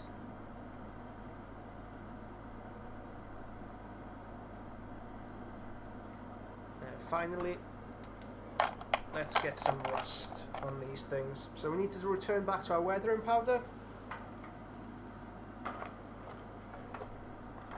We need some nice reddy colours, nice ochre colours. So what looks good? Let's use this.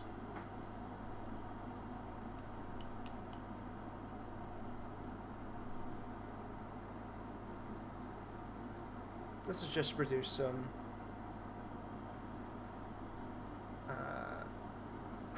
rust effect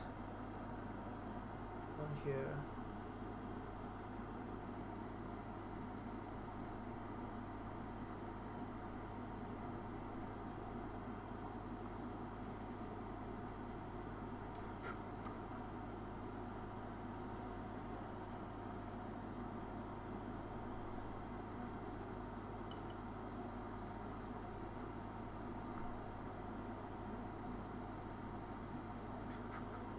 You can mix these up with different weathering powders.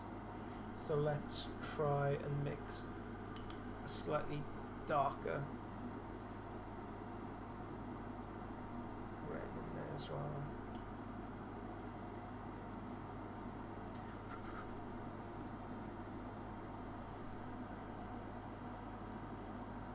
So again, you can wipe away any excess.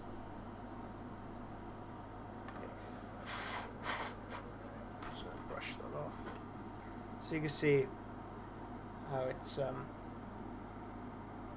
found its way around here. We can just lift that off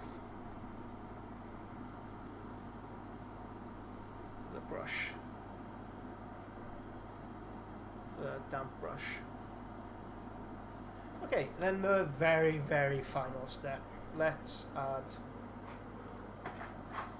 some soot stains to this vehicle. Okay, so we need pure black for this.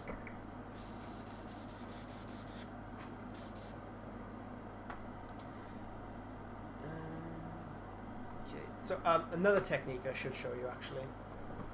If you want slightly more mud effects, if you want mud spatter to your vehicle, so you can load up your brush with whatever colour you choose. Let's take our Artist Spirit. Just with a brush, hold this close. So just gently brushing out some Artist Spirit.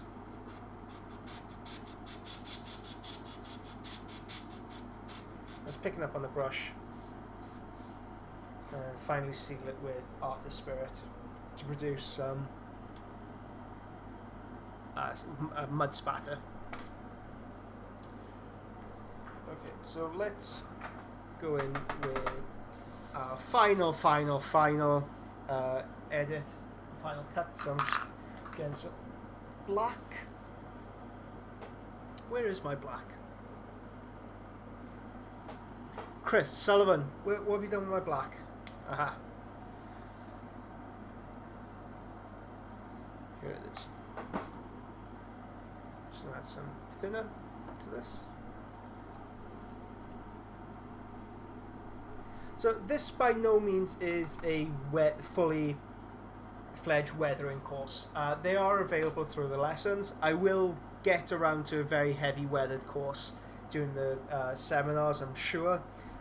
Just for our purposes though, for this Blood Angel vehicle especially, I want to go for relatively light weathering.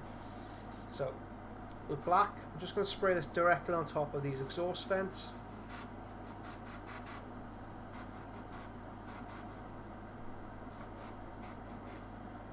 The weathered effect.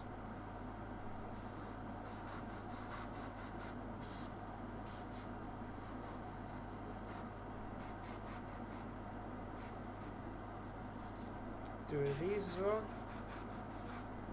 these.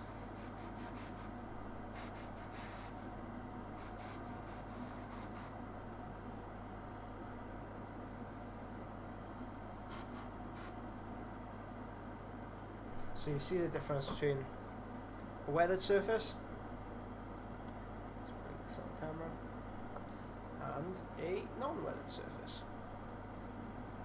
So again, very cleaner, very you can see the sculpt a lot better with these results, but you get a much more naturalistic tone with these. So it does look like more like a vehicle that's seen a bit of action rather than vice versa. From here, it's up to you to decide what details you want to pick out. So if you want to highlight some bit more of the silver, you feel like the silver is getting away from you a little bit, we can go in the brush,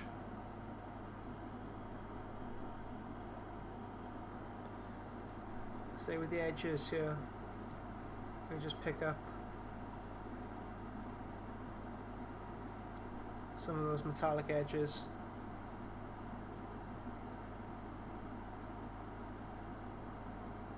Going with the graphite even.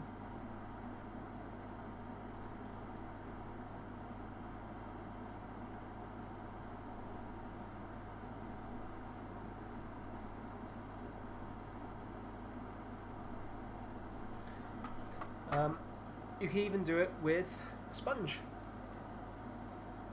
Take the sponge.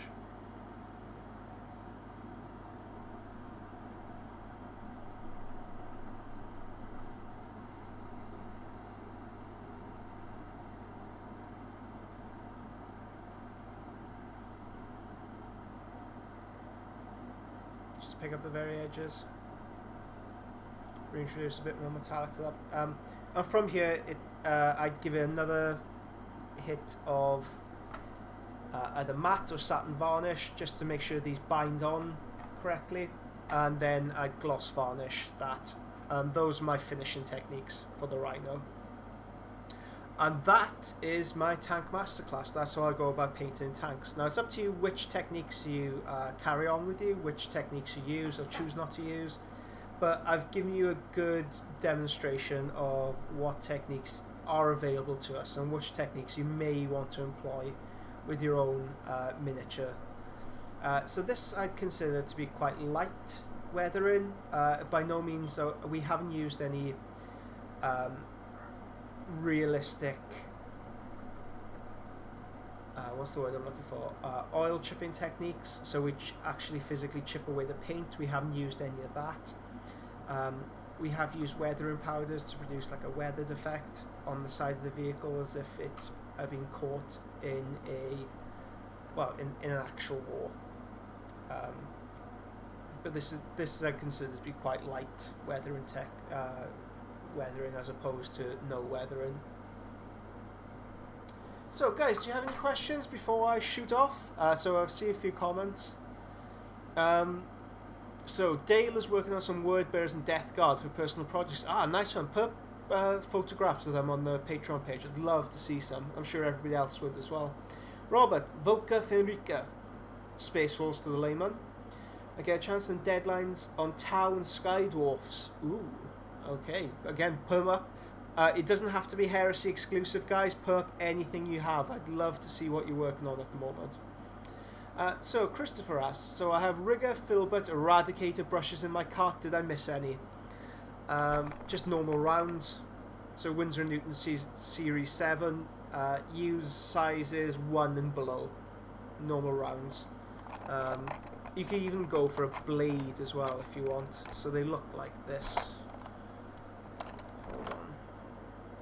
So go for these blades. They're quite nice for just filling in details, large surface details.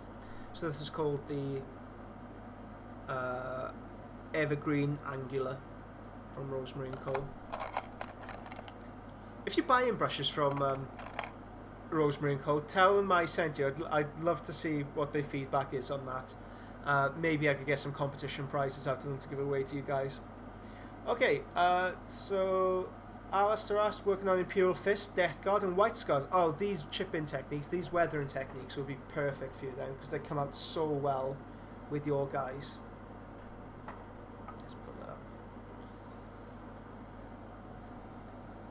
Right. So Dale, already done. Pics are there. Oh, nice. Okay, guys, go and see the pictures that Dale have put up. Robert, yeah, I'm putting down on my blog. So again, have a look at Robert's blog. It's really good. I'm really just the progress. Well, the progress everybody's making is a bit scary, if I'm perfectly honest. Christopher, thank you, Miles, for answering all the questions this morning. That's my pleasure. I mean, that's why I'm here. I'm here to answer your questions, big and small. Right, so I'll give it 5 more minutes before I shoot off. If there's any questions you have, not just on this session, but any painting whatsoever, please feel free to put them up. If you want to ask me what my favourite wines are, if you want to ask me what my opinions are on different paint recipes, please let me know. I will do my best to answer. Unless you just want to hear me rabbit on. So I'm in the meanwhile, I'm just going to be fiddling around with this thing, just refining a few of the details here and there. So I'll have 3 of these bad boys for my Blood Angels.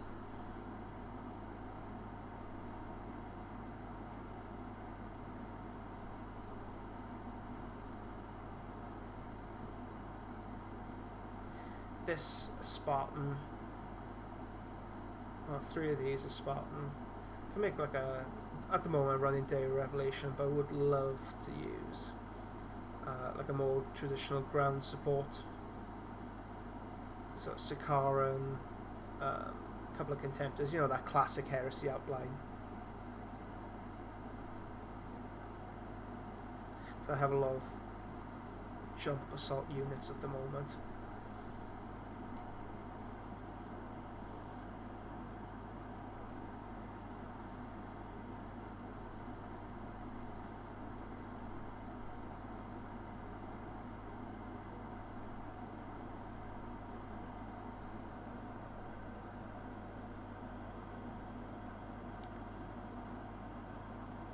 Okay, Dale, late night cheers, down under in Bris Vegas, aka Eye of Horus home turf. Oh, okay. Tell the guy, if you do see him, say I said hi. Really thankful to the Eye of Horus. When they first started up, they used to shout out my commission business I mean, they do now. I know they have a lot more commission businesses. Clamoring for their attention, but it did mean so much to me, them shouting out my business. Any helping hand along the way. Oh, thank you very much, Dale. I'm glad you enjoyed the tutorial. I do want to produce something, so I will have a slightly more, well, we're going to take a vehicle and really beat the hell out of it. We're going to really damage it for our heavy weathering tutorial. Alistair, what wine would you recommend for someone who's not a big fan of the adult grape juice? I first started getting into Chardonnay, but I think you just have to try a load of different wines and something will just connect. And if you don't like champagne, well, there's just no hope for you. So try champagne, drink enough of the stuff and just graduate in from that. But white wine was my first entry. Chardonnay, I remember, was the first wine I tried that I liked. Try some more of the unusual ones. So Portuguese wines are quite unusual. They have a slightly fizzy quality to them.